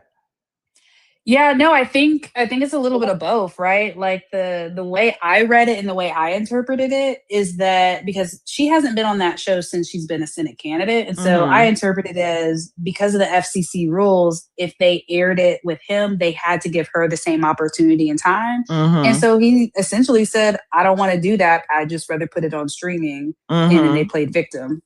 Yeah, that's what I thought. Oh, that's what I thought. I was thinking that why didn't you just call her and give her the time too? Because at the end of the day, that's why we talk about some fundraising. of the there is still racism even on the left, or anti-blackness or anti-blackness. But I'm like, if we're all on the same side, we want to shouldn't you put both candidates up there so people can make the best choice for them or what they think would be best? But I think when you put them two up against one another, you realize who's the most qualified candidate and who deserves the position and who's going to make the difference for what Texas, not only what Texas needs, but what the America needs, what we need in the Senate. When you do that, yep. But instead of giving her time, you rather go offline and stream and say that the FCC did it, instead. Just give her the time too. I got so excited. Well, they're not going to do that because that would amplify him. But I don't know. People are saying like, what they say. You know how people are like, some people are like James Tallarico is an op, or he MAGA light, or he's appealed to the moderates, or whatever the case may be. And they said, people are like, well, why isn't they coming at Trump? Why isn't the administration or the Republican Party coming at Tallarico the way that they're coming at Jasmine Crockett? And maybe because, he seems so nice, he could be possibly a pushover, or things of that sort. And they were saying that, the FCC, who follows a lot of Trump orders that they say allegedly in Minecraft, that, like it's like there's an attack on him. Like, see, they are coming at Tallarico too, but I don't know. I think it's a bunch of games, and I personally don't think they don't want to give her the time, because if you give them both the time, then you'll see who's really for and who's not. Does that? Yep. And money. Nikki said it best. Money. Is that fundraising? Because Tallarico announced how much he has raised. How much did he raise? But also too, Abbott has came raised, out and said $2.5 million. And how much has Jasmine raised? Well, let me back up. So he put out an email that I saw that since the Colbert, like all of that debacle, he raised $2.5 million in 24 hours. And so that's why I think it was really like a fundraising. Because if you're going to tell, like, the fact that you send a media release saying, you know, we've raised $2.5 million in the last 24 hours, but you mentioned nothing about being quote unquote censored. To me, that reads as, was this a plot to get a media buy and to get attention? I say yes.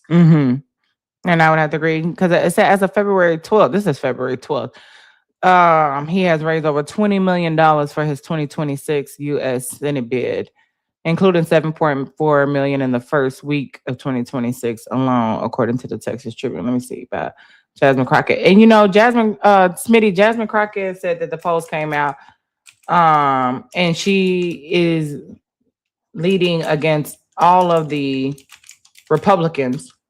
Like, basically, regardless of which Republican wins, they're saying that, like, she's leading all of them. And then as of early 2026, Crockett has raised over $7.9 million in total receipts for 2026, with approximately $6.5 million raised between January and September 2025, according to the FEC.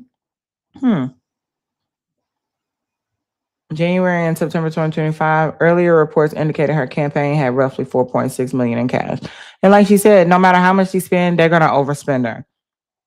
So we gotta just show up for the polls. And of course, you need money to campaign, which is why I'm on a monthly. If you guys have $10 a week that you could donate to her campaign, $20 a month or $50 a month, $100. If you can just not go out for one day out of the month where you would get you a nice little meal and a couple of drinks. I'll be right back out. Yes. But fight like she's behind. Fight like she's behind. Show up. Like that girl said on the thing, she's doing an early dinner. Invited all her friends over. But what they don't know is the poll is across the street and we're not eating till everybody has voted. I know that's right. Okay. That's how you get them right there. Get them. Because you know they're going to come for the food. Them. Hey, just like we do with church, right? Bring your friends over there and get the plate afterwards. Exactly. Hey, Oya. How you been, boo? Shout out to Taylor. Thank you for the $2. Say I'm starting a $2 train. So you guys, who's next to get on that $2 train? Because we might just hit our goal tonight, y'all. I know we didn't hit it last night, but we might gonna make it happen tonight, okay? I'm not mad at it. Tired. I know you are, because aren't you in school or something right now? And then yeah, I see. I got the notes. That's what I'm about to say, because Greg Abbott spent how much on his campaign already? And Hina Hossa? Was it 3? Yeah, I don't know what, because the polls are saying that Gina and him are like neck and neck. And so I think it's obvious I think it's fair to assume that Gina's going to be the nominee. So what he's also got to do, right, is pull folks away from the Senate race. Because I think the Senate race is what's going to drive out folks in November. And I just think ads, click here to disable your ad blocker. No, thank you. Don't pop up no ads.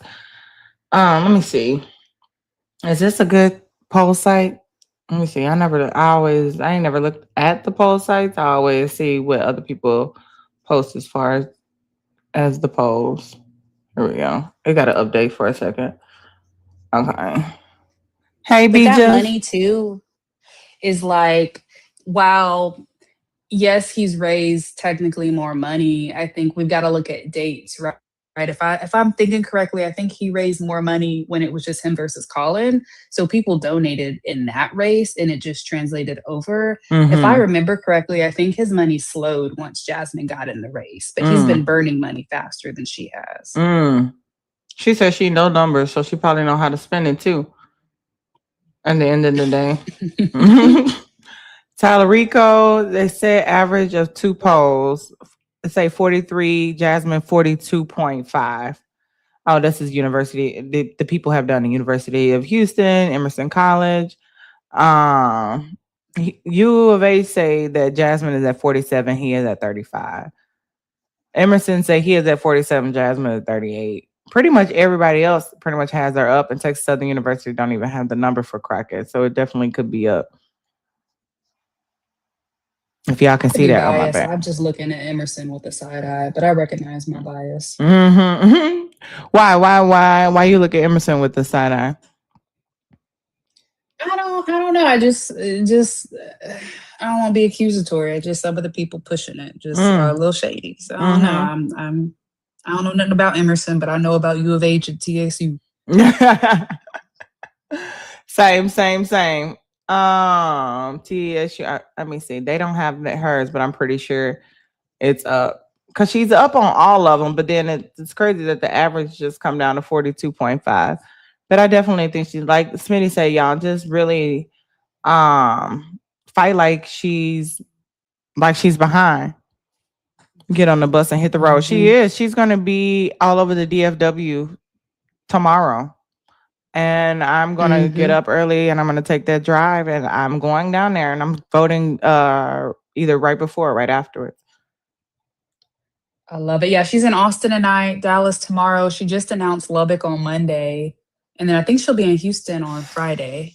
So she's out there. I think people just forget it's a safety thing with her. So how we get that information is a little slow rolling because of that. And I get that. And then she had to use her own money for her own security.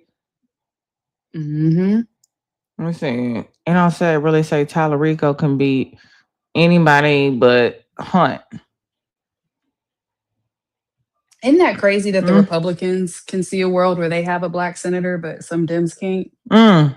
Right? And we supposed to be progressive. Well, what is progressive? They ain't ready for that conversation.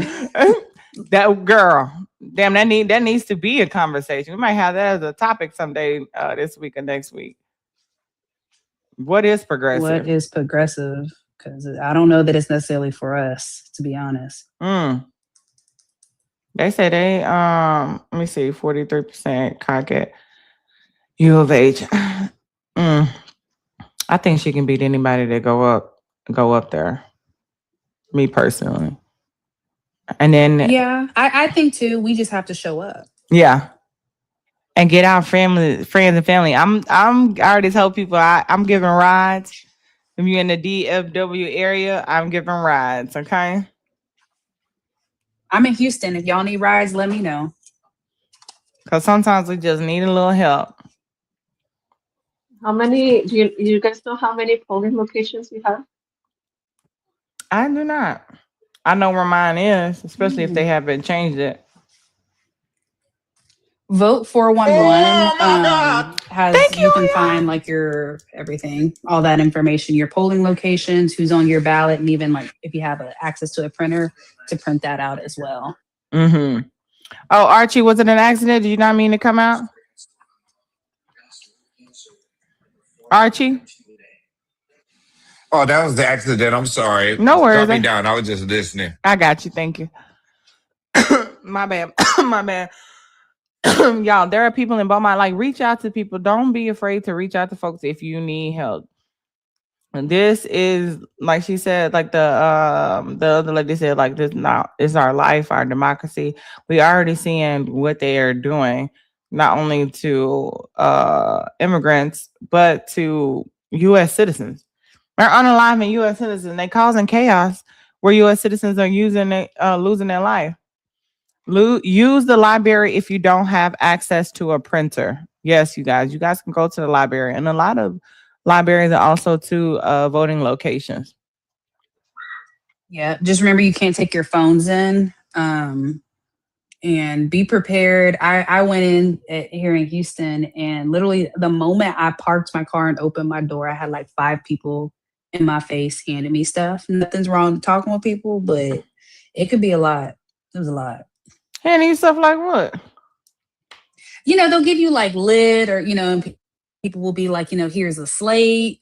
Because some people don't, they may only be going in for Senate or the top of the ticket and not go all the way down. And so it's helpful, but some folks can be really, overbearing. Also, too, Amber said, write your contested races down. Like, write down the title and the names. Write you a little notepad, type it up and print it out if you need to. Again, hey KGR, or print out the ballot. I already have it together so you know exactly what you want to do when you get in. And if you in doubt, Jasmine Crockett and vote blue all the way down. If you're in doubt. Because it's a primary, everyone will be a Democrat. Yeah. If you vote in the Democratic primary. So there Don't are leave, some that are contested. Yeah. Don't leave anything. Now, in my county, there are like a bunch of things that people aren't running for. Like the Democratic Party are just not running for. Really? Yeah. I have, let me see. Let me pull it up. Well, I'm not going to put it up on the thing because my address is on it. But, if you go to Blue Voter Guide and put in your address, it'll tell you everything that's going to be on your ballot, who the people are, who they endorse by, what their picture look like, and all of that. So when I scroll down, it's like a lot of judges position. I said, I'm gonna write my name down. I'll be your judge. Let me see. I love it. For real. I mean, like nobody's running. Not I'm gonna be in a general election. What if I ended up in a general election just because nobody from my side is running? That's crazy.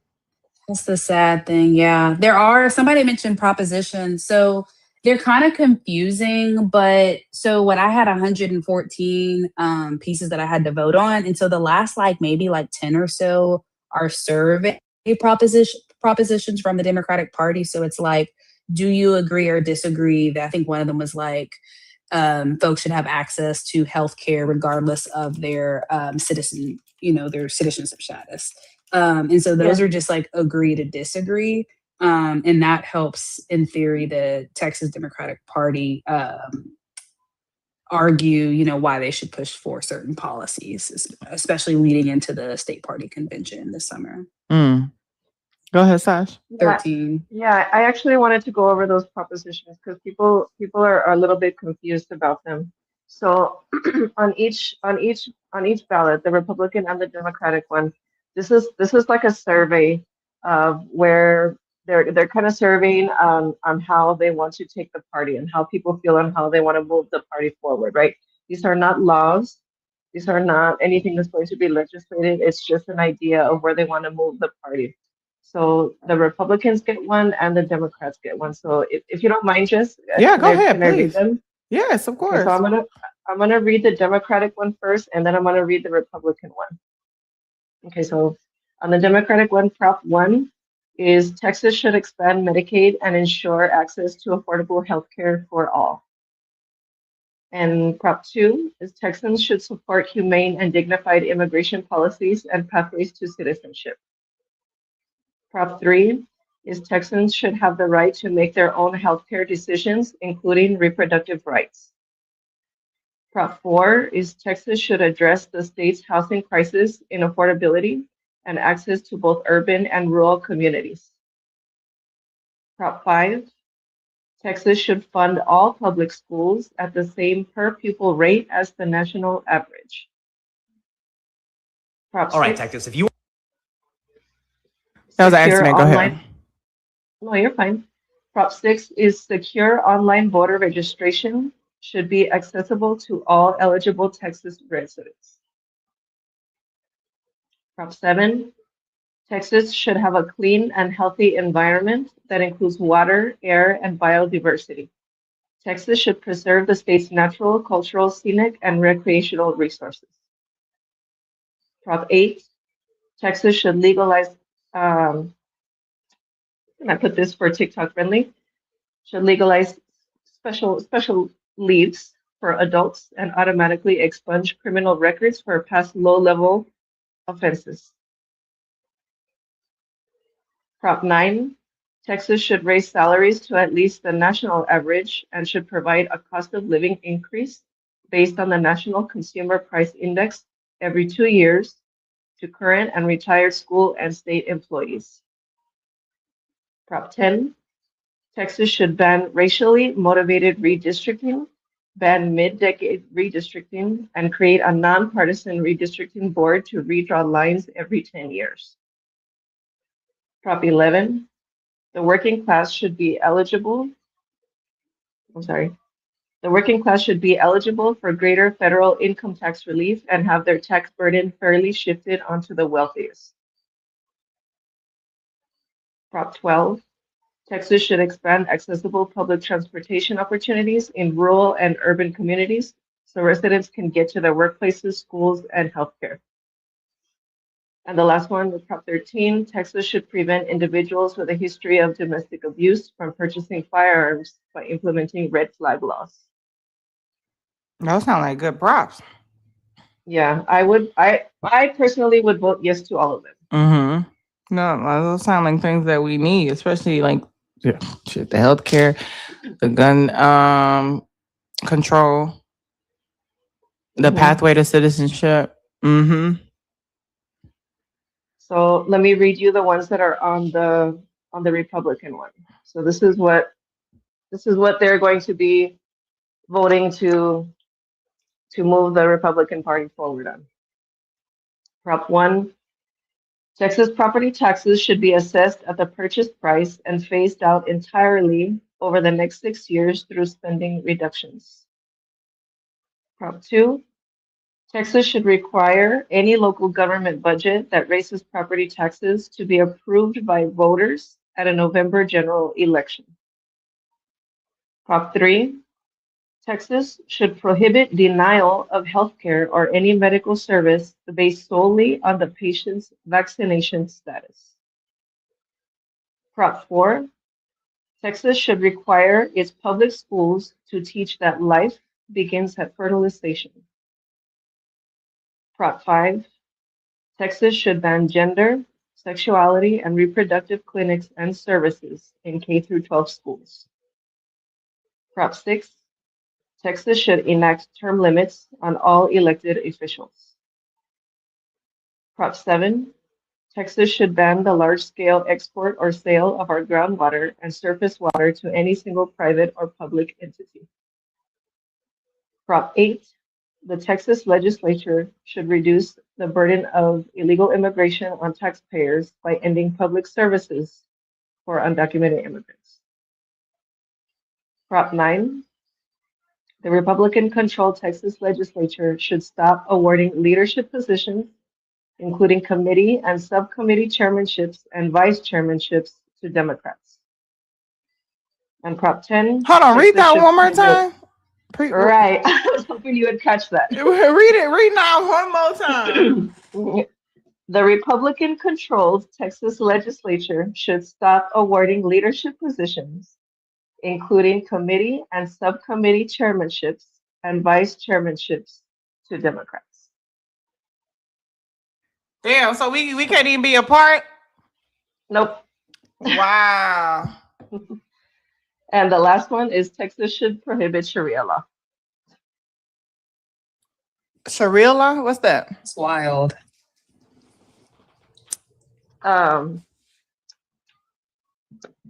For is it escaping the word is escaping me. Why is the word escaping me? The Sharia law is crazy. Sharia law. Who's enforcing Sharia law? What is the Sharia law? Let me pull it up. Yeah. No one is enforcing nobody is Sharia enforcing law. it. Sharia. It's racism against. So they just saying shit. What is the word? Islamophobia. Religious framework of Islam derived from Quran Hadith. It serves as a guide for all aspects of life, including worship, finance, family. They should ban it. It's xenophobia. Yeah, it's Islamophobia. That is crazy. Yeah. So those are the props that are going to be on your ballot. If you're voting, well, I assume, right, that everybody's going to be voting in the Democratic ballot. They're all good propositions. I would vote yes on all of them. Yeah, they do sound really, really well. The fact is that they are I feel like they're just throwing up shit to have some. They are. They absolutely are. I mean, part of it too, right? Like the whole thing about not allowing Democratic chairs or vice chairs, to me, it's just kind of funny, right? Because I think Republicans, the wild ones, right? I'm not going to demonize the entire everybody in the party. However, like, why are we so adamant on bipartisanship if they want to pass, you know what I mean, propositions that they don't even want to work with Democrats? And I'm not saying we shouldn't, right, like work with Republicans, because I think our elected, you have to represent everybody regardless of party. It's just when you compare the two platforms, it's like you have a group of people that want to exclude Muslims, exclude members of the LGBT plus community, want to say, if you're a Democrat, we're going to make things hard for you and make sure you're not represented. And then you have a party like the Dems, while they have their own faults, they're saying everyone deserves health care. Everyone should get an education. I don't understand where the confusion of who really believes in love versus hate.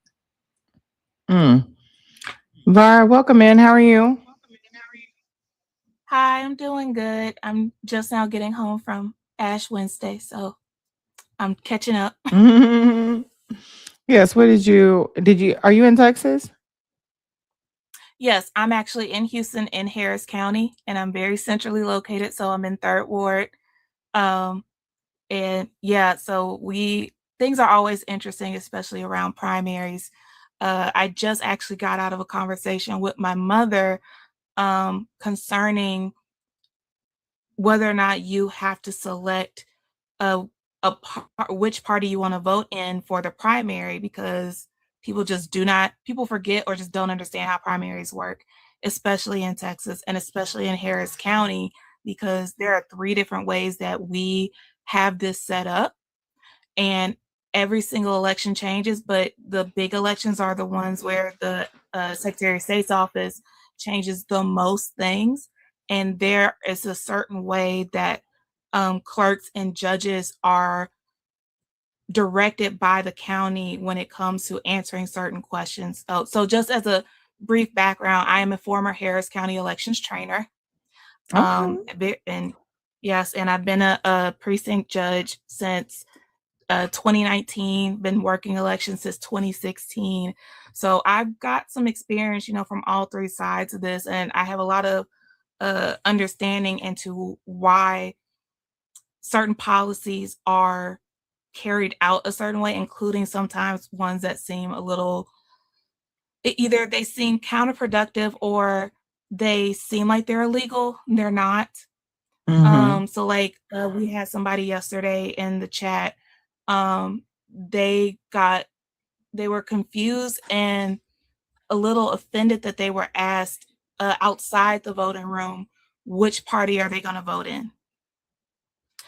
And again, it's like people don't realize, it's like the way I've been explaining it to people is a primary are the parties running against themselves, not each other. And I have to phrase it that way because just like I went through with my mom, she was under the impression, she was like, well, and I tell her, it's like most of the people that come in who are not regular voters, who are only voting during these big elections, so during midterms and during presidential elections, and usually it will only be those races, not any of the other races we have throughout the year.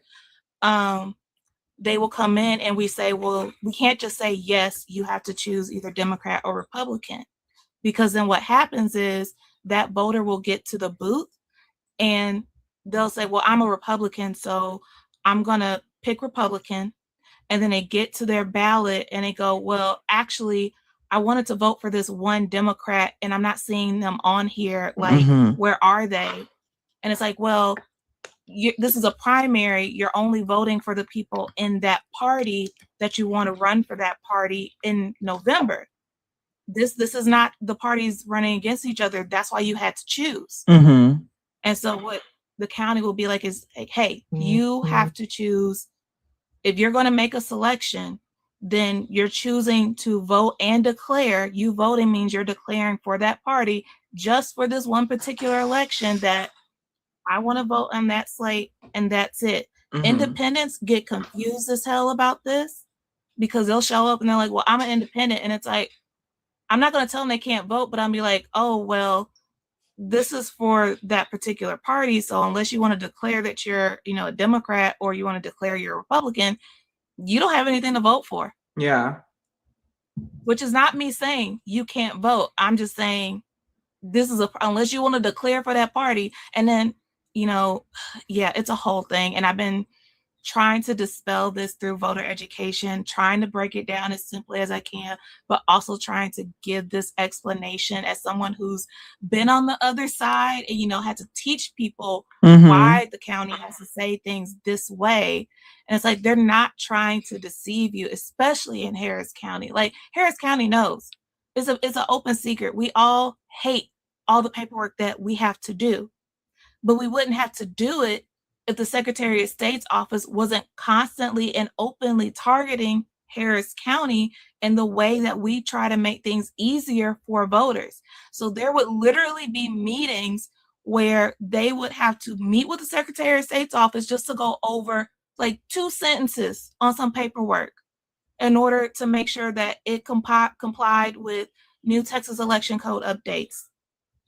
And it's like, yeah, it seems so small, but it is such a big deal. And then I remember in 2022, when I was still working, they sent out this missive for a primary 3 days before before early voting started, saying that this was when they made you do this declaration. And it was statewide, but in Harris County, it was a big deal because we put so much effort into election worker training. They said, okay, you need to tell all the election workers that when voters go in to vote for the primary, that they are going to only vote in this party should there be a runoff, and that they declare for that party specifically. And people need to read it and sign off a physical sheet of paper, even though all our other stuff is digital, physical sheet of paper. So adding to all the other paperwork we already got.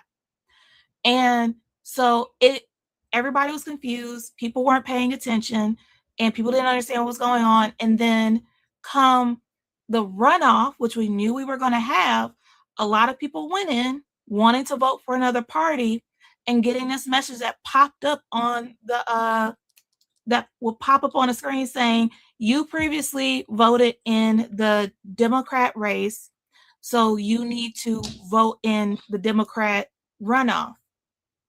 And people were like, I don't want to do that. And it's like, well, sorry, you signed this declaration saying that you would do that, so that's what you have to do. And the system literally will not let us move on, and we will have to print you out the ballot. Like, it's stopping us from doing. I can't go around and say you got to get this. That's how they have it set up, and that set off a firestorm. But it was something they did so last minute, and they did it like that on purpose. And they like fucking with people so they get exhausted. Like, they really do. And that is the biggest, especially in Harris County. Like, we're infamously known for having super low voter turnout. Because of those things. It was like, yeah, because people get frustrated. Even when we have simple things, well, I guess to me, I call it simple, but to a voter, especially if you're not a regular voter, they come in and if I say, we got to update your voter address, so we just need you to sign this paperwork. And people will literally go, y'all always doing something, I'm out. Yeah. And just walk off. And we would try to, gently chase them down and try to get them back and come back. It's like, no, actually, you can still vote. I'm sorry. Yeah. But they would get intimidated by that, or they'd be like, well, somebody did something, but it wasn't me. I'm not letting y'all get me. And it's like, it's not like that. It really is something very simple. You can still vote. I'm sorry, but we do have to do this before we can move on with your check-in. And so I would train my clerks a certain way. I would try to give, I incorporated some conflict management skills into my training. I always trained my clerks during setup.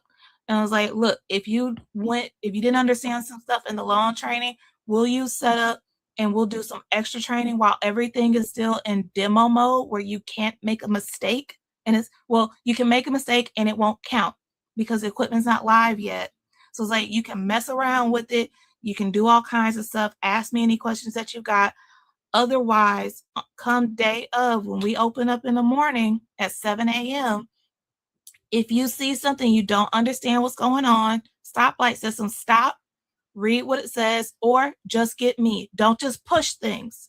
Don't just never tell people they can't vote. So literally one of the first laws in the election code, don't do that. But like, I want people to know it can be easy, but I also want voters, I ask voters, please be patient. It's a long ballot. This is tensions are high. There's always something that's going to happen. It's like we are just as frustrated as the workers having to, do all of this and remember all of this stuff as y'all having to sit there and listen to us do it. Yeah. This is a lot of good information. I'm glad you came up because I think it's important. And there's also a couple of questions in the chat. So, and I think just by you explaining it, because this will be my first time voting in the primaries. I've always just voted in the election. I haven't complained a lot because I hate when people complain, but they don't show up to vote. And I show up in the presidential election, but like I know if I didn't show up in the midterms and be like, why? Like they say, why Obama didn't do anything? Why didn't you show up? You can't complain unless you use your voice, and that is like the main a great way to be able to use your voice. So I got a couple of comments. Exactly, your voice is your vote. So if I didn't show up, I can't say anything. All I can do is do better when it comes to the future and moving forward. And I think like having these conversations, because a lot of people don't know about the midterms or the primaries, they wait till the general election, say I only can pick one of the two. Well, you get an opportunity in the primaries to pick somebody else that you like, to advocate for the person. Do you put money behind that person? How are you supporting them? Do you phone bank or anything to get the person that you want to represent you in position? And it's always no. So they don't even know what your grievances are if you're not answering the question on the surveys, if you're not showing up at town halls or calling your representatives or anything like that. So I think that's important. But Marcy said, so people who previously voted Republican and now want to vote Democrat, they will not be able to. And I think I know the answer, but I'd rather you answer it. So the way I will answer this is technically the answer is no. You can vote whichever party you would like. But so a big misconception that's out there is that people think when we register to vote, you're registering also which party you vote for. That's not true. It's an option you're given during your voter registration, but unless you directly go and register through a party, like, through their website with them, you're not registered to vote based on party. So what we would explain in the vote centers, if you want to vote in a primary, and this is why we keep qualifying by saying in a primary, is again, you have to remember that that is the party having a race within itself. Harris County or all of the counties in Texas, they are not the ones putting on the election. They're administering it. If the parties did not need to have these races against each other, there'd be no use for us. We just Harris County provides the machines and the manpower to do it. But if you're going in and you say, okay, I would like to vote, here's a common one that happens. This is how I'm going to answer this question. Let's say you come in and you're an independent and you say, I want to vote in the primary. I would ask, okay, which party do you want to vote for? And what you're going to see is on the tablet is going to ask you Democrat or Republican. It's asking you which party's primary do you want to vote in. The independents don't have a primary? No, because you're independent. You're not affiliated with a party. Yeah, and they'll be like, well, where the hell are independents? Oh, the Green Party. Was Jill Stein the Green Party? No, she was Libertarian. Okay. And so unless the Libertarians were having their own primary, you're typically going to only see Democrat or Republican because they're usually ones that are needing to have these races within their party. And so what'll happen sometimes is people kind of blindly just press the party that they normally vote for. And then they get to the booth and they look at their ballot and they go, well, I'm Republican, but I wanted to vote for this one Democrat and I'm not seeing them on here. Where are they? Well, you're not voting for both parties. That's the general election. This is for that party. Which candidate within that party do you want to be running against the other party's candidate in the general election? So again, the primaries are for the parties themselves to decide so in Jasmine Crockett's case, is who we're all here for, who we want to win. Of the 3 people, most people don't even realize there's 3 people running for this seat. Of the 3 people that are running, do you want Jasmine Crockett, James Tallarico, or I can't remember the other person's first name, but Hassan? Crockett, Tallarico, or Hassan? Which of those 3 Democrats on the Democratic Party do you want representing the Democrats come November? And it'll be like that for every single race. Which of these Democrats do you want to run against the Republican challenger in the general election? And so and again, if you come in and you're like, well, I'm an independent, I would just say, I'm like, well, if you want to vote, you're going to have to choose which party you would like to participate on. But just know, in the state of Texas, when you vote in a party's primary, that is you declaring for that party that you are voting, that you're also, your vote is you declaring, I'm associating with that party. That's what that means in the state of Texas. And it has to be said that way, because if I just said, well, that's saying you're a Democrat, that's not true, because that does not stick with you for the rest of your voter history. The parties will do a thing like they're doing right now, because this is a big election, where they will send out mailers to people who they seem have previously voted, saying, hey, the last 10 elections, you voted 8 of them, and in those 8 you voted Democrat with us. So if you vote Democrat again, here's your choices. And it throws people off. Yeah. And I get that. And I also think that y'all drop some crowns in the chat for Amanda. Thank you, boo, for the 25 cents. I love you. I love you too. I hope school is going okay. You almost done, huh? Thank you so much. I also think too, when you talk about like they don't want to sign their name, they don't want to do this, it's also too rooted in a lot of, slave mentalities, Jim Crow, all the things that we've been through with white people. We don't want to fill out nothing. People don't want to put their name on nothing. People don't want to give out their information, things like that. I will tell you, like, white people are also like that. Because I swear on my life, when I was a bank teller, the amount of white men specifically, it's usually white men, who would be like, I don't want to show you my ID. And I'm like, what the fuck do you mean you don't want to show me your ID? Would you want me to just let anybody walk in here and take money out of your account because you don't want me to ask you for your ID? Like, you're nuts. But yes. Do you think they do? They don't want to fill out they don't want to fill out a slip. They don't want to do anything.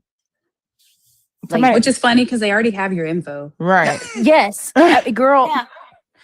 I can go in an app right now and see when everybody's voted, how they voted, and their address and phone numbers right now. Yeah, and that's publicly available information provided by the county. Like anybody, they always think, well, how did you get it, or what are you doing it? And it's like, it's not illegal. I work here. They have to provide that information. How do you now, think let me we be find clear. you? Yep. And I want to be clear too, when I say they already know who you voted for, like, it's not, I need to walk that back. It's not like who you voted for, right? Did you vote for Jasmine or James? It's did you vote in the Democrat or Republican? And what I'll add there is like, that's how they know to communicate with you, right? So you're declaring in that race. But if anybody has ever been like, well, I haven't heard from any candidate, a Democratic candidate, it's because you got to think, well, did you vote in the Republican primary in the last election? And that's likely why you're getting Republican email their communication because now you're on the list until you vote in the Democratic primary.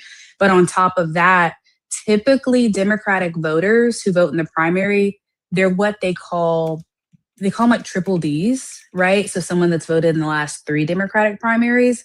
So depending on the campaign and how competitive it is, they're going to reach out to maybe like only people that are triple D voters are low propensity who don't typically come out. And that also can have a say on if you get information or not. Does that make sense? Mm-hmm.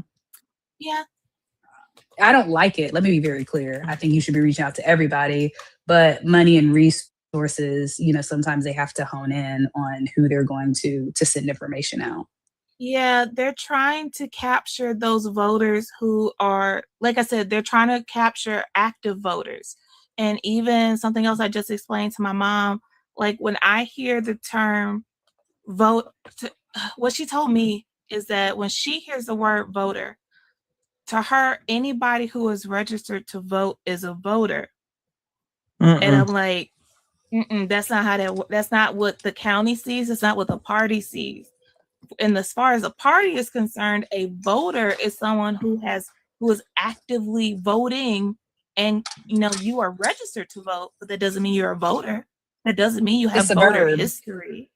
Yeah.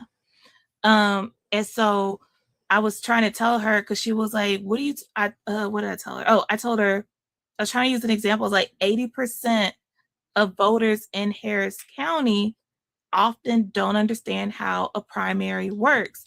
And her response was, well, only 20% of Harris County voted in this. And I was like, okay, I should have qualified with 80% of the 20% that voted. And that's when we got into the back and forth of, well, this is what I mean when I use the word voter. And I'm like, okay, but this is what I mean, and this is what the county means, and everybody else, because that's not how typical people think of, when they use the word voter. And so with the parties, they're trying to find the best way to allocate those resources. Who are the people that they want to spend the most money on? And usually, especially in Harris County, because we're such low voter turnout, they really want to try to just retain the people who have previously voted. Because 2024, that presidential election, is the best example ever. We didn't just lose because people voted for the other side. We lost because a whole bunch of people also just stayed home who had not stayed home in the 2020 election. So, it was less people voted, and you had more people. Of the fewer people that voted, those people voted for the other side. It was those are the 2 big factors. Why do you think the turnout is low in Houston?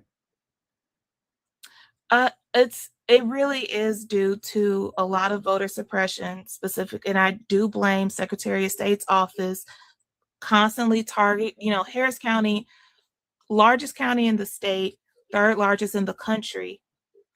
And I really do think it has to do with all of the updates that we get in terms of how the actual process of voting itself is changed on a regular basis.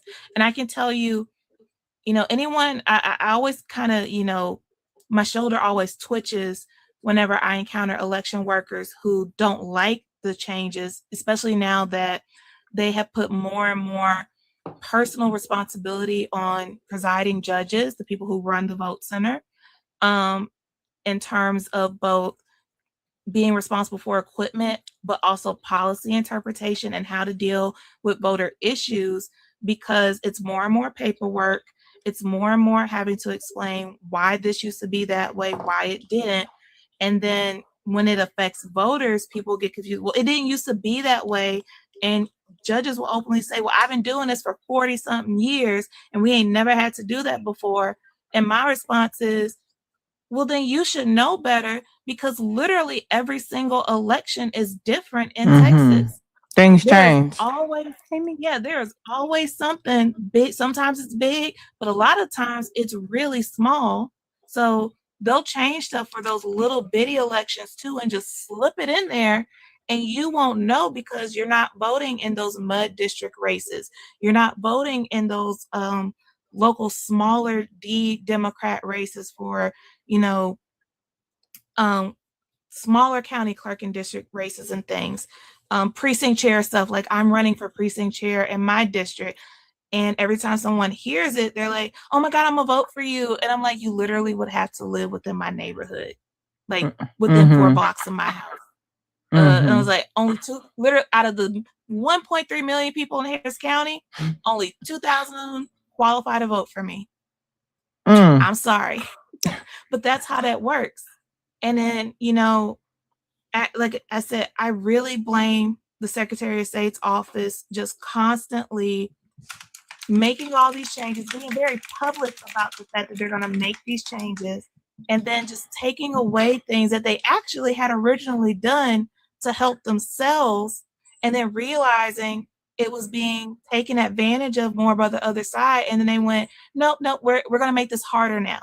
So here's another example that, another good example I like to use. We all are familiar with Souls to the Polls, right?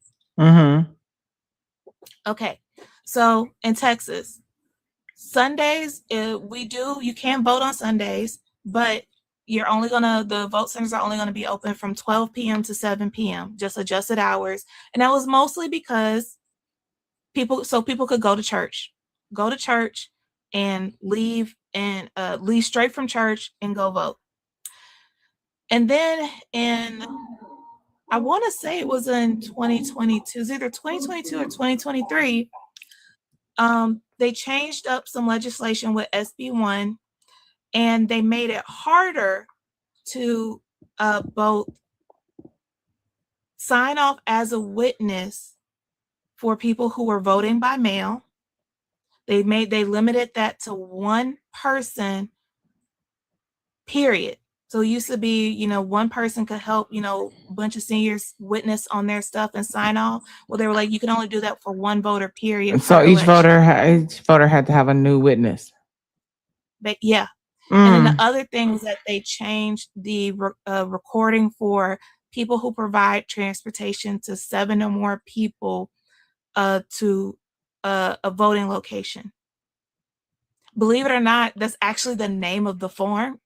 It's a super, super long title, but they had changed that up, and it literally is, if you provide transportation to 7 or more people, you need to write your name down at whichever vote center you go to, provide your name, address, and whether or not you are going to assist that voter.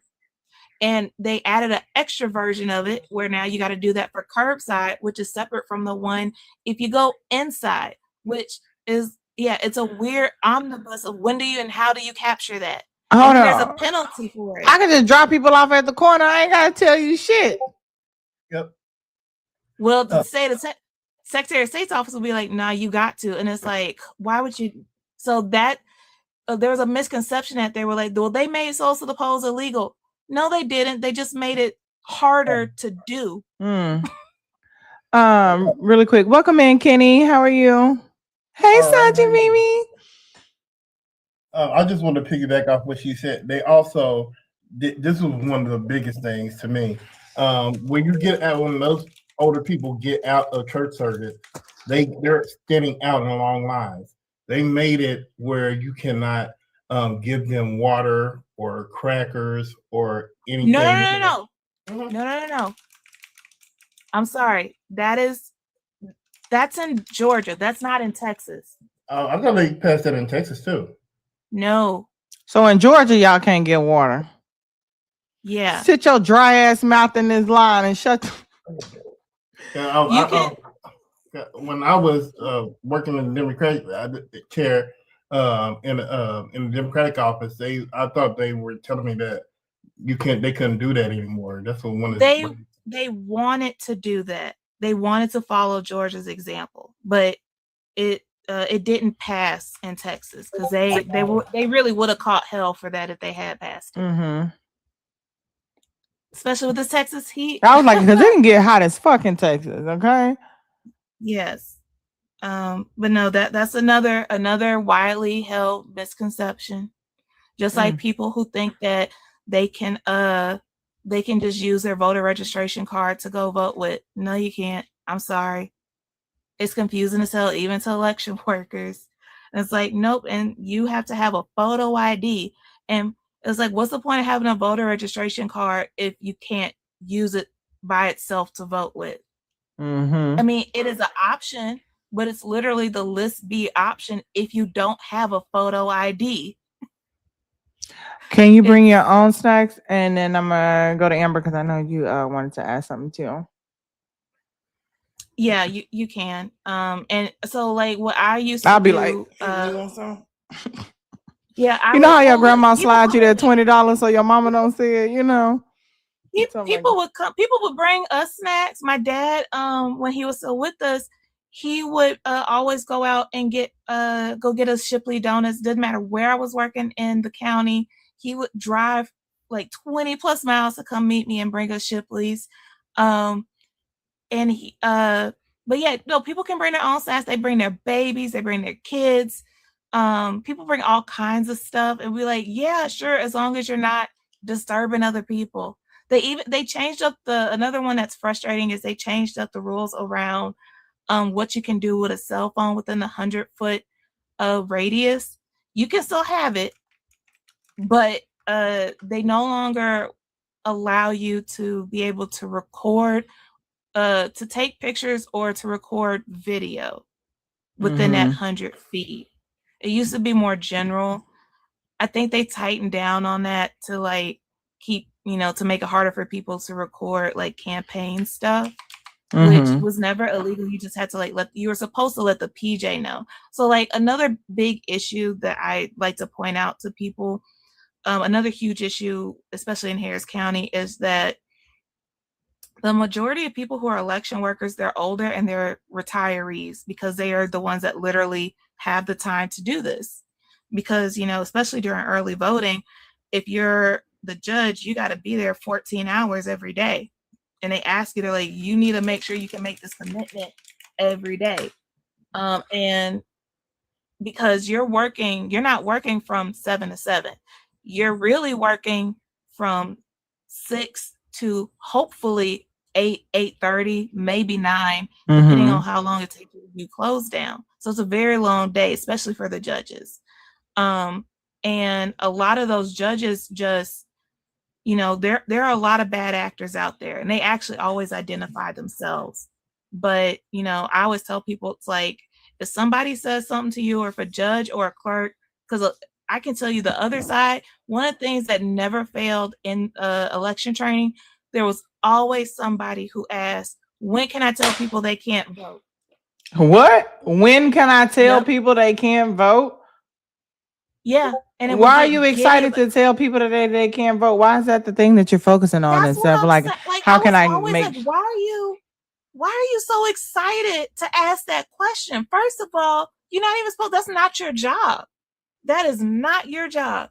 The job of an election worker is to help you fill out the correct type of ballot. Thank you. I would always point out to people, especially because I would go to some of these and the only brown person in the room would be me. And I've always worked as an unaffiliated judge. Until I had to run for this position, I never associated with a party on purpose, just because I was like, I'd rather make sure people could vote and they didn't accidentally get disenfranchised than you just walking away or being intimidated by the fact that, there's a brown person here with a lot of paperwork. Sometimes that would be all that it was. But I lost my train of thought for a second. But yeah, they would get excited about, like one of the things that I had to clamp down on a lot of people is you'd have people genuinely ask, well, what if somebody looks too young to vote? And my first question would be, if that's what you're asking, you're not qualifying that voter correctly. First question you're supposed to be asking the voters, can I see your photo ID? If you're selling something, and I did have one of my clerks once, a group of high schoolers walked in still in their uniform, and they were waiting in line looking at the sample ballot like everybody else. It was like a group of like 6 of them. And they went out into the line and they were like, why are you here wasting time? Like, why are y'all messing around? And they looked very confused. And I had to go over and like pull them aside. And I was like, I'm sorry. Did they do something to you? What's going on? What happened? And she was like, they're just wasting time. They can't vote. And I was like, yes, they can. I've already checked with them. They're 18. They're all registered to vote. And they were like, but they're in high school. And it's like, okay, and? Yeah, That it doesn't matter. disqualify them. Yeah, they're 18. They can vote. One And t- people, they would be genuinely confused by that. And I'm like, I don't understand why you're so excited to make sure these kids can't vote, or to make sure that that person that looks suspicious to you can't vote, or, you know, someone coming in here looking sketchy. Like, anybody that walks into that room, my example will always be, because I did have somebody once go when, well, you know, the illegals be voting over here. Like, people say the wildest thing. Yeah. They would say, well, what if an illegal comes in and tries to vote? And I'd be like, again, you're supposed to be qualifying people by asking them to see where's can I see your photo ID? And they are given this whole list of all 7 IDs that you can use that does not have to be a driver's license. And I'm one of those was like, I couldn't vote with my driver's license for 10 years. I had to use my passport because DMV hates me and I They hate them. gotta get off So, of Fox News. Oh my God. Just even look, that here's the rhetoric. craziest one. I would mess with them because shame is a powerful tool. And I had this one group, it was all white people, and it was in this really conservative part of Harris County, way up north.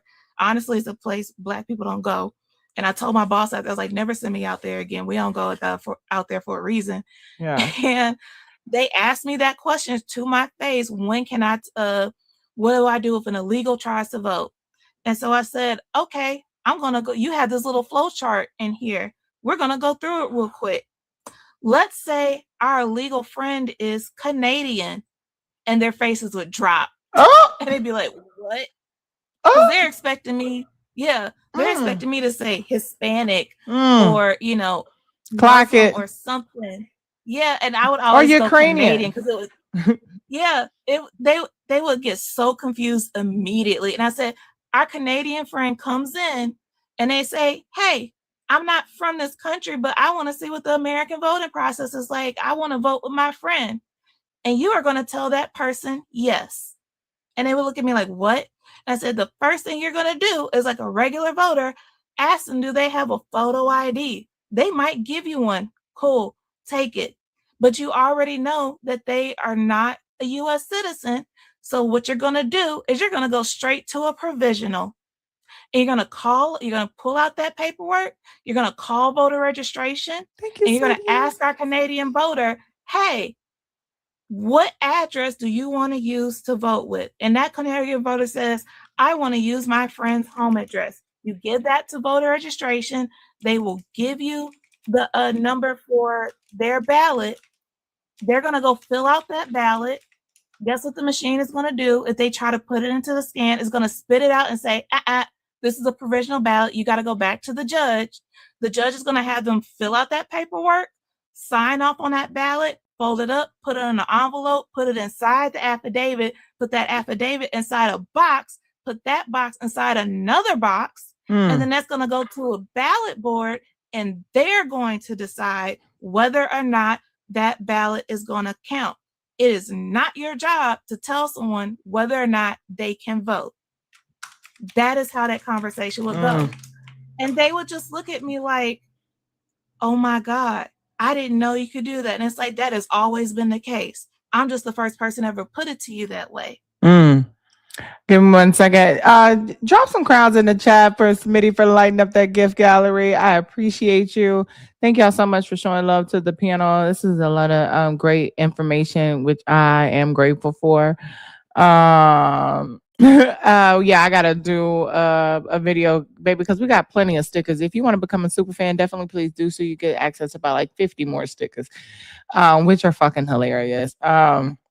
Also, to continue to share the live, give me a follow if you're not done so. Follow our panelists as well. We have 25 left in the goal, so you can, if you want to, show love directly. I'm Jessica Simone, Cash App, Venmo, pay links in the bio. So thank you guys so much. And we got 17 more heart hands for our current gift goal as well. So, and then after that, we'll do our last one, and then we'll start the shut it down. But go ahead, Amber. Oh, Saji, take a text message. So so what we haven't talked about is that so Vara had mentioned that you can't vote with your registration card, which is true. You have to, if you don't have a photo ID, then you have to do the reasonable impediment declaration, and then you could use your registration card. Except for the state of Texas is behind on sending those out.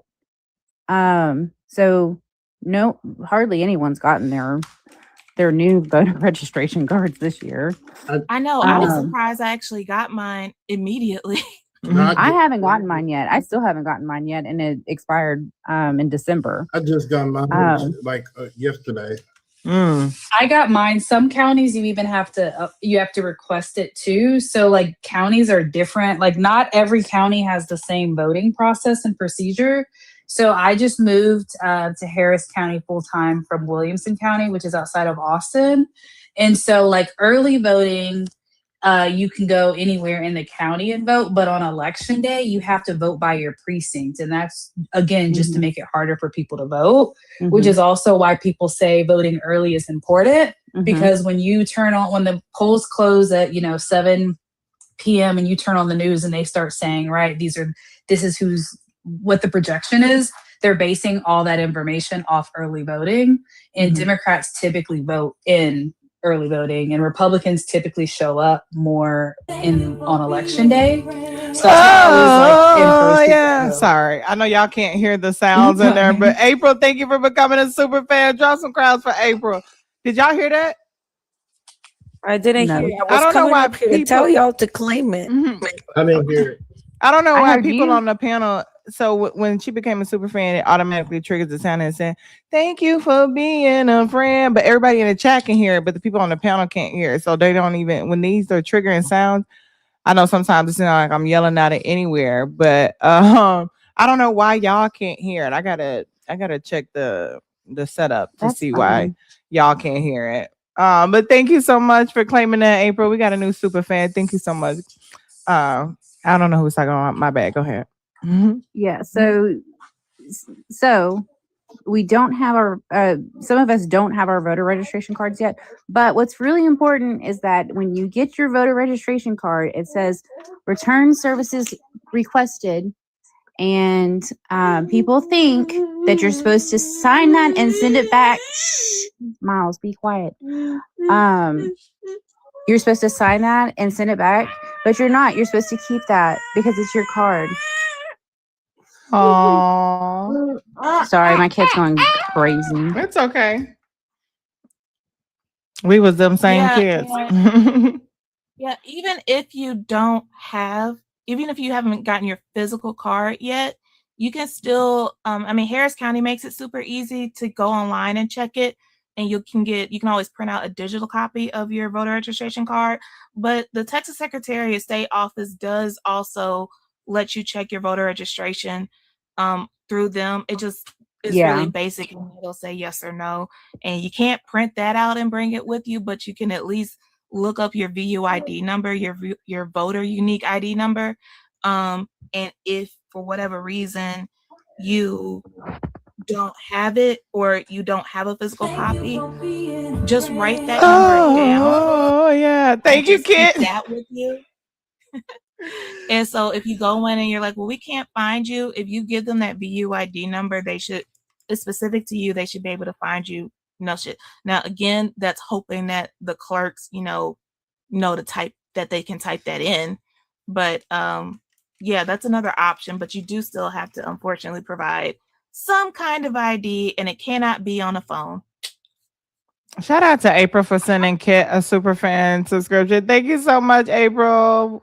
And it looks like when you get it in the mail, and if you've never seen your registration card from the state of Texas, it looks like a utility bill. Yeah, it really do. Like the first time I got it, I was like, the "What day. the hell is this?" Mm-hmm. I thought it was my dog's registration card with the city once because it was the same color blue. And I was like, why are they sending me two of these? I literally thought it was like a water bill or something the first time I saw it. I was like, It "This looks isn't like my a water bill." Do y'all know what the colors mean? They rotate them every year just to make sure you don't accidentally bring in an expired one. Mm. Oh, okay, that makes sense. That's probably why I throw it. Yeah. Dayton said that's probably why I throw it out. Damn. Yeah, I always, as soon as the new year, they expire every year. So, January to December, they'll change the color. I think they rotate 5 different colors, I want to say.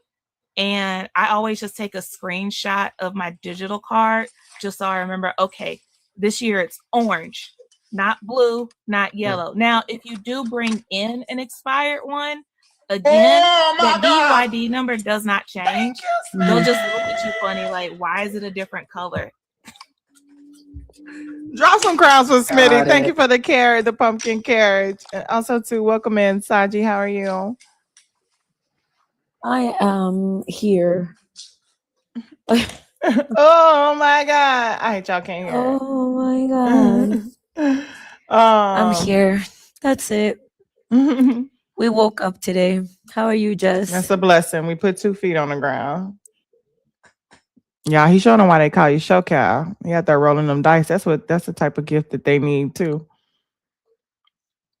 I'm doing good. Welcome in, show cow. Show them why they call you show cow, Smitty. Somebody asked where is it's VUID, so V like my name, Vera. It should be at the bottom. Actually, let me just pull mine up and look at it so I can read it off to you. Like I said, I'm not kidding when I say like I keep it on my phone.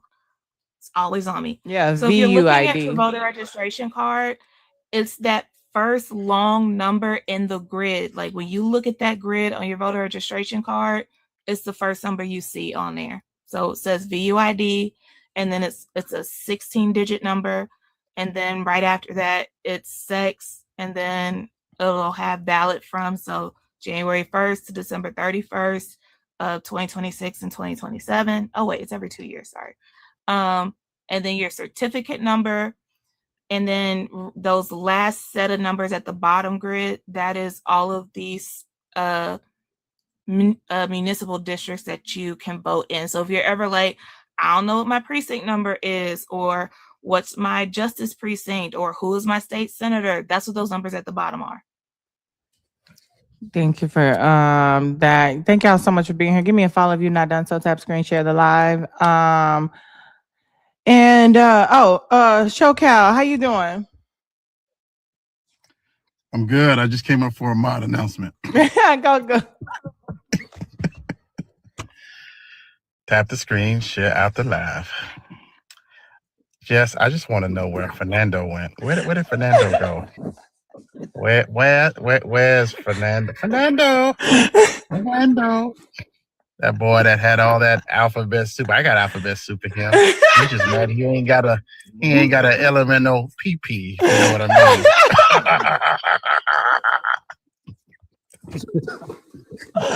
I'm screaming. That's the best non-announcement out in these streets, okay? Jamal's gonna come in here and cuss y'all the fuck out. You ain't lying ever, okay? I love me some James. Oh my God, that was funny. And when you say mod announcement, I start laughing. Look at what Saji put. J-Lo come here like Ike Turner, okay? What? Christy, welcome back. Chrissy. Okay. I just wanted to get a little clarification because I immediately pulled out my registration card and started looking at it. And does that apply to Texas or is that every state? The VUID in every state. That's just Texas. Those numbers that she was talking about. Yeah. Just okay. Yeah, it's Okay, just I'm like, Texas. Every state is different. Yeah, every state has their own voter laws, their own voter registration, their own systems. Even within Texas, like the counties don't always use the same equipment and stuff, but your VUID number, your voter registration number, that is unique to you, but only in the state of Texas, because that's where you're registered to vote. That's the system that you're in. I can't go to New Jersey and go vote there with that same number. I register to vote there. Completely different set, a new set of information. Thank you for that clarification. Also, y'all draw some crowds in the chat. I don't know if Steph, you see here. I'm so sorry y'all missed it, y'all. I gotta turn my damn the little sound on because it's just not working. I do it so it just don't be going off while we on live. But drop some crowds in the chat for Steph. Thank you for clearing out that goal. I appreciate you. I love her. That's my baby. She's one of my day ones too. Okay. But a lot of quite a few of my day ones are taking care of their mental health, which I support. So I get it. They be like, I can't be on here every day. And hey, honey, I definitely do support that as well. Oh, thank you, Showgirl, for tackling on that goal. I appreciate you very much. I can't do it the same way. We finally hit the goal. We did it. Okay, it's been about a good 8 days, y'all, but we definitely hit it. I'm gonna start taking what's that called? Last thoughts. We can shut it down. Kenny, we did it. We did it, Joe. We did it, Joe. Maybe we can hear that one.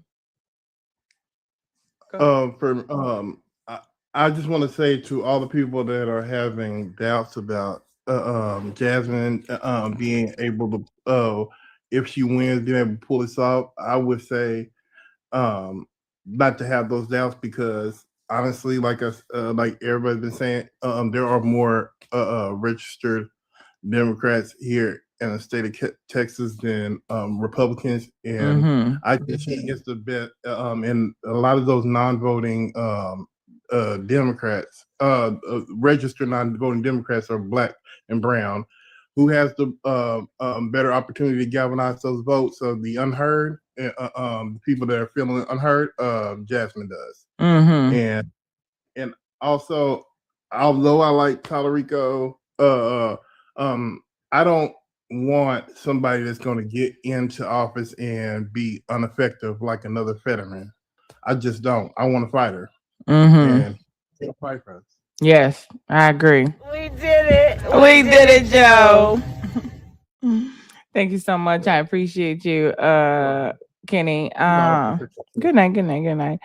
Var, any last words that you have for us tonight before we get out of here?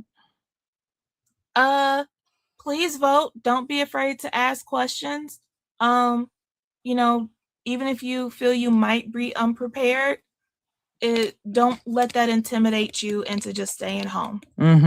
I agree. Your vote is your voice. You're definitely welcome back at any time because all this information is needed, and sometimes some people are new, come in so they can hear it for the first time. But I appreciate it. Let me give you a follow. Sure. This was fun. This was my very first live ever. Oh, come on, let me pop them cherries. Wow, you did great, Vera. Is it Vara or Vera? Vera, like Sarah. Vera. Okay, great. Got you. Thank you so much for What joining. What part of Houston are you in, Vera? I'm in 3rd Ward. Okay, we have to connect. I'm kind of like downtown. I gotta come to Houston because that's where all the fun is. Okay. H-Town. Already know. Hold it down.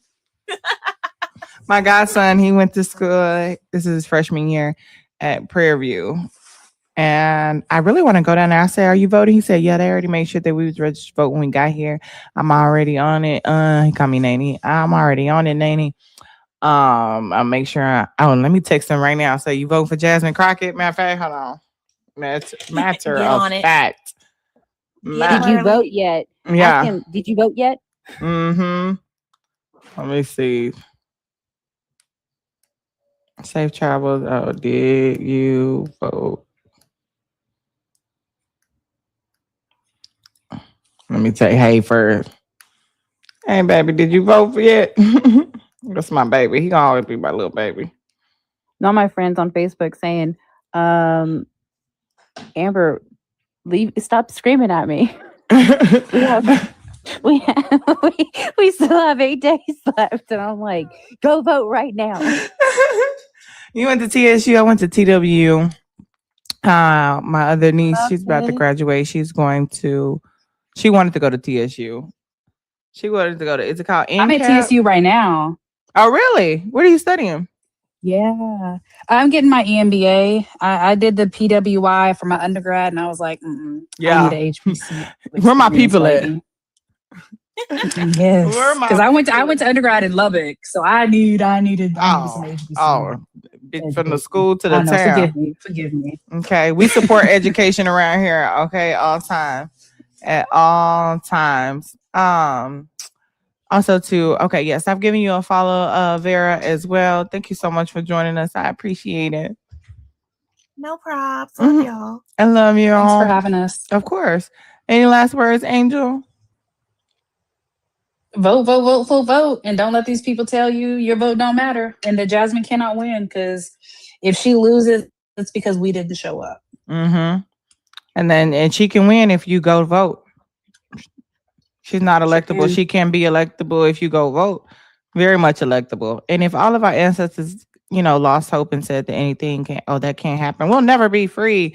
We wouldn't be where we are today. Don't let nobody else tell you what you can and cannot do, because they don't see it. They didn't get a vision to them. They gave it to us. All right. So thank you so much, Angel. Of course, you're welcome at any time as well, love. Thank you. Bye, guys. Good night. Amber, any last words, darling? Hey, so welcome back, boo. Please vote. If you have questions, please ask them. If you don't have a ride, please ask for one. Mm-hmm. I literally don't care if it's the dumbest question. You feel like it's the dumbest question and you feel like you don't know where to find your sample ballot or whatever. You send me a DM. I will do the heavy lifting for you. I will figure it out for you. I will hold your hand. The only dumb question is the one you don't answer. I mean, the one you don't ask. So there is no such thing as a dumb question, because not a single one. Yeah, you get knowledge from that moment on. You know what I mean? Unless you ask me if I'm going to vote for the primary opponent in November. That's a pretty silly question. That part. Thank you so much. I appreciate you as always, Amber. Thanks, Jess. Now I got my Vegas people up here. Yes.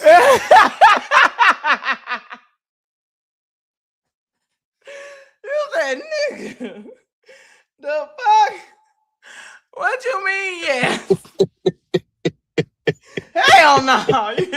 Smitty looked at me like you the op. I said, I done found her. We should have went to the Cosmopolitan and played. Because, over there, all the little high-end places, they be, it be litty like a titty over there. Oh, I would have loved it, but shit. I mean, we got more time. We got more time. We do. But we do. I'm feeling hopeful about Jasmine Crockett. Since Jesse Jackson passed yesterday, I'll reiterate something that a lot of folks have been talking about. Jesse Jackson made a speech, I believe it was in 84. Stop chasing them hoes, Jesse. No, I'm sorry. Oh, man. Listen. I'm so sorry. I would do my Jesse Jackson impression, but I know nobody knows how he spoke. So if I do it, they wouldn't even know. They'd be like, oh, okay. They wouldn't even know. Okay. You'd be like, who's that?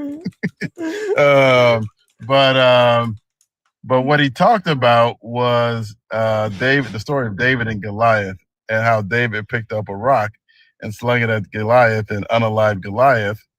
And he talked about everybody that has a vote has a rock to take down the big, the big Republican. And there's a lot of rocks just lying around, which typically are Black and brown folks that's just lying around and not getting registered to vote. And so we have a choice. He called it, a chance, a choice. Shit, I'm starting to sound like him already. A chance, a choice. And you know, he would talk about that. Like, we have a chance and we have a choice. And so are we gonna just sit here and be lying around? These rocks are just gonna lie around, or are we gonna pick up a rock, put it in our slingshot, and throw that rock at the challengers? And so I hope all of the Black and brown people and everybody in Texas gets registered. And if you're registered, you go out and vote, and you exercise that right. So that's all I got. And in the worlds of the immortal Charles Barkley, just listen. Jasmine gonna win by about 30 or 40 points. Cobra Grind. She's gonna win by 30 or 40 points. So I'm not worried about it.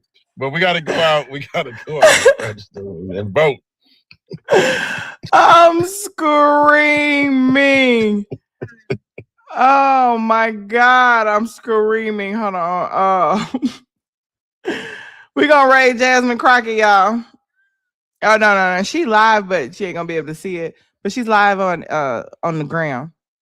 She live on the gram. She's somewhere speaking. You know, because she said she was going to Austin. So definitely go and check it out. Just say Jessica Simone Ray if you on the gram. Jessica Simone Ray. But before we go, any last words, beautiful Saji? Y'all better go vote for Jasmine Crockett. I'm tired of opening my Instagram to see James Tallarico begging ass, talking about, have you donated your 2026 today? Have you donated your $5 today? For $1 a day, come on, bro. Thank you, Val. I have never seen a politician beg so much. I swear to God, these are worse than the commercials for the stray dogs back in the day. Okay, all I see is a scrawny ass white man just with his hands right across his chest, like that awkward You're like, position. not you begging with privilege. Bro, the people ain't giving it to you.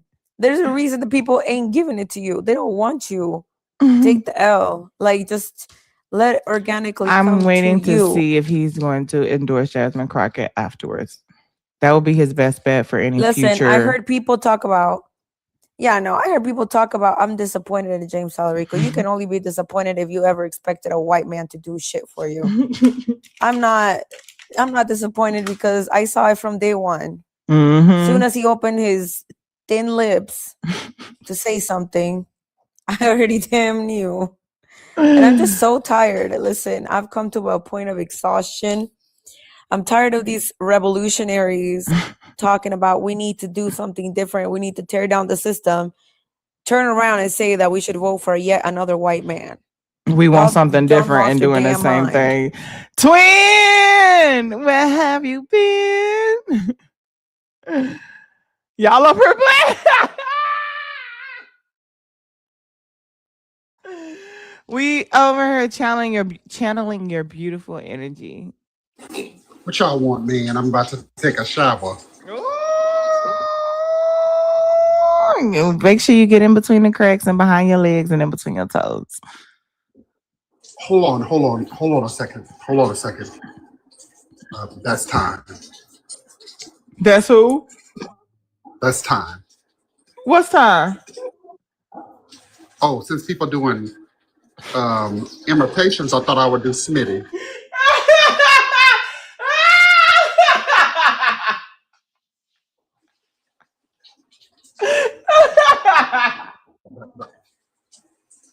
But you don't really be.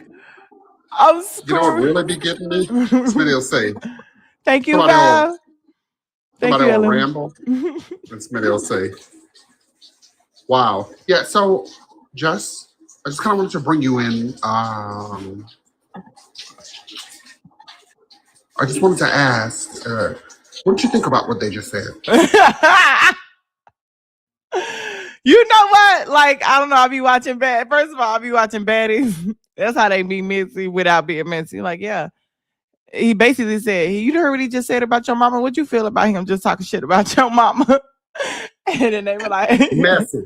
And Smitty straight out here being messy like the punks. But let me tell you something. That's what makes him a great narrator. It's like I ain't said. I just heard what he said. Did you hear what he said? And I want to know what you think about what he just said about your mama. You know what I mean? Baby, they finna go the fuck off along with everybody in the Mickey Ficky chat thumb thugging, okay? Because I damn sure be thumb thugging in fucking Smitty chat. As Dominique Morgan would say, my God, on today. Imagine. I ain't mad at W motherfucking Smitty, okay? Oh my God. I've got a great update. Let's hear the update, Nichelle. I was trying to get ready for tomorrow, but I saw this update from Miss Jasmine Crockett herself. Shout out to Dallas County, who outdid Harris County for voting for first day voting. The numbers are in. First day votes, just 12,000 in a mid-year primary, which is unheard of. She gets people up. It's unheard of. She was saying, she just posted this 5 hours ago. She's in an airport because, you know, she's a woman on the go, still working. She said, by comparison, in a presidential primary on first day voting, normally you get around 4,000 votes. This year for the midterms, it was 12,000. And there were a lot of first time voters. So I said, if Jess is still alive, let me pop in here and just give that update and keep everybody encouraged. I'm really excited. I love you. I appreciate it. We played it earlier. We saw the video. We played it earlier, but just for people who didn't hear it, that's why I was like, go ahead and let them know. Okay. Baby, keep any updates, you guys. Please continue to send them to me. We will play them on the thing. Come in and tell us about it. We're definitely we're covering this Crockett thing the whole way. Jess, can we get a Jasmine Crockett sticker? We don't have a Jasmine sticker. Okay, it'll be here tomorrow. Smitty, I had seen you come on mute. What was you about to say? Oh no, I just was gonna give somebody a 1 minute response. That's all. Unbelievable. Oh my God. Hold on. Let me see if she's still on Instagram. Okay, she's still on there, y'all. On the gram. We're gonna go raid her. It's Jessica Simone Raid. Clock it for Crockett. Okay, clock it, Crockett. Whatever. Let's go raid her on the gram. She is live. Unfortunately, not live on the TikTok. I did go to check, but she is live on the gram. So before I get flagged, they say I'm sending y'all somewhere else. Thank y'all to everybody that donated tonight. Shout out to my big three, SoCal Smitty, Big LM, and Big Valerie in the building. Came through showing much love. I appreciate you. Shout out to my amazing panel. I love you all so fucking much. Let's go show our girls some love and show up in there. It's already like 1,000 people in there. So let's go in there and show us some more love.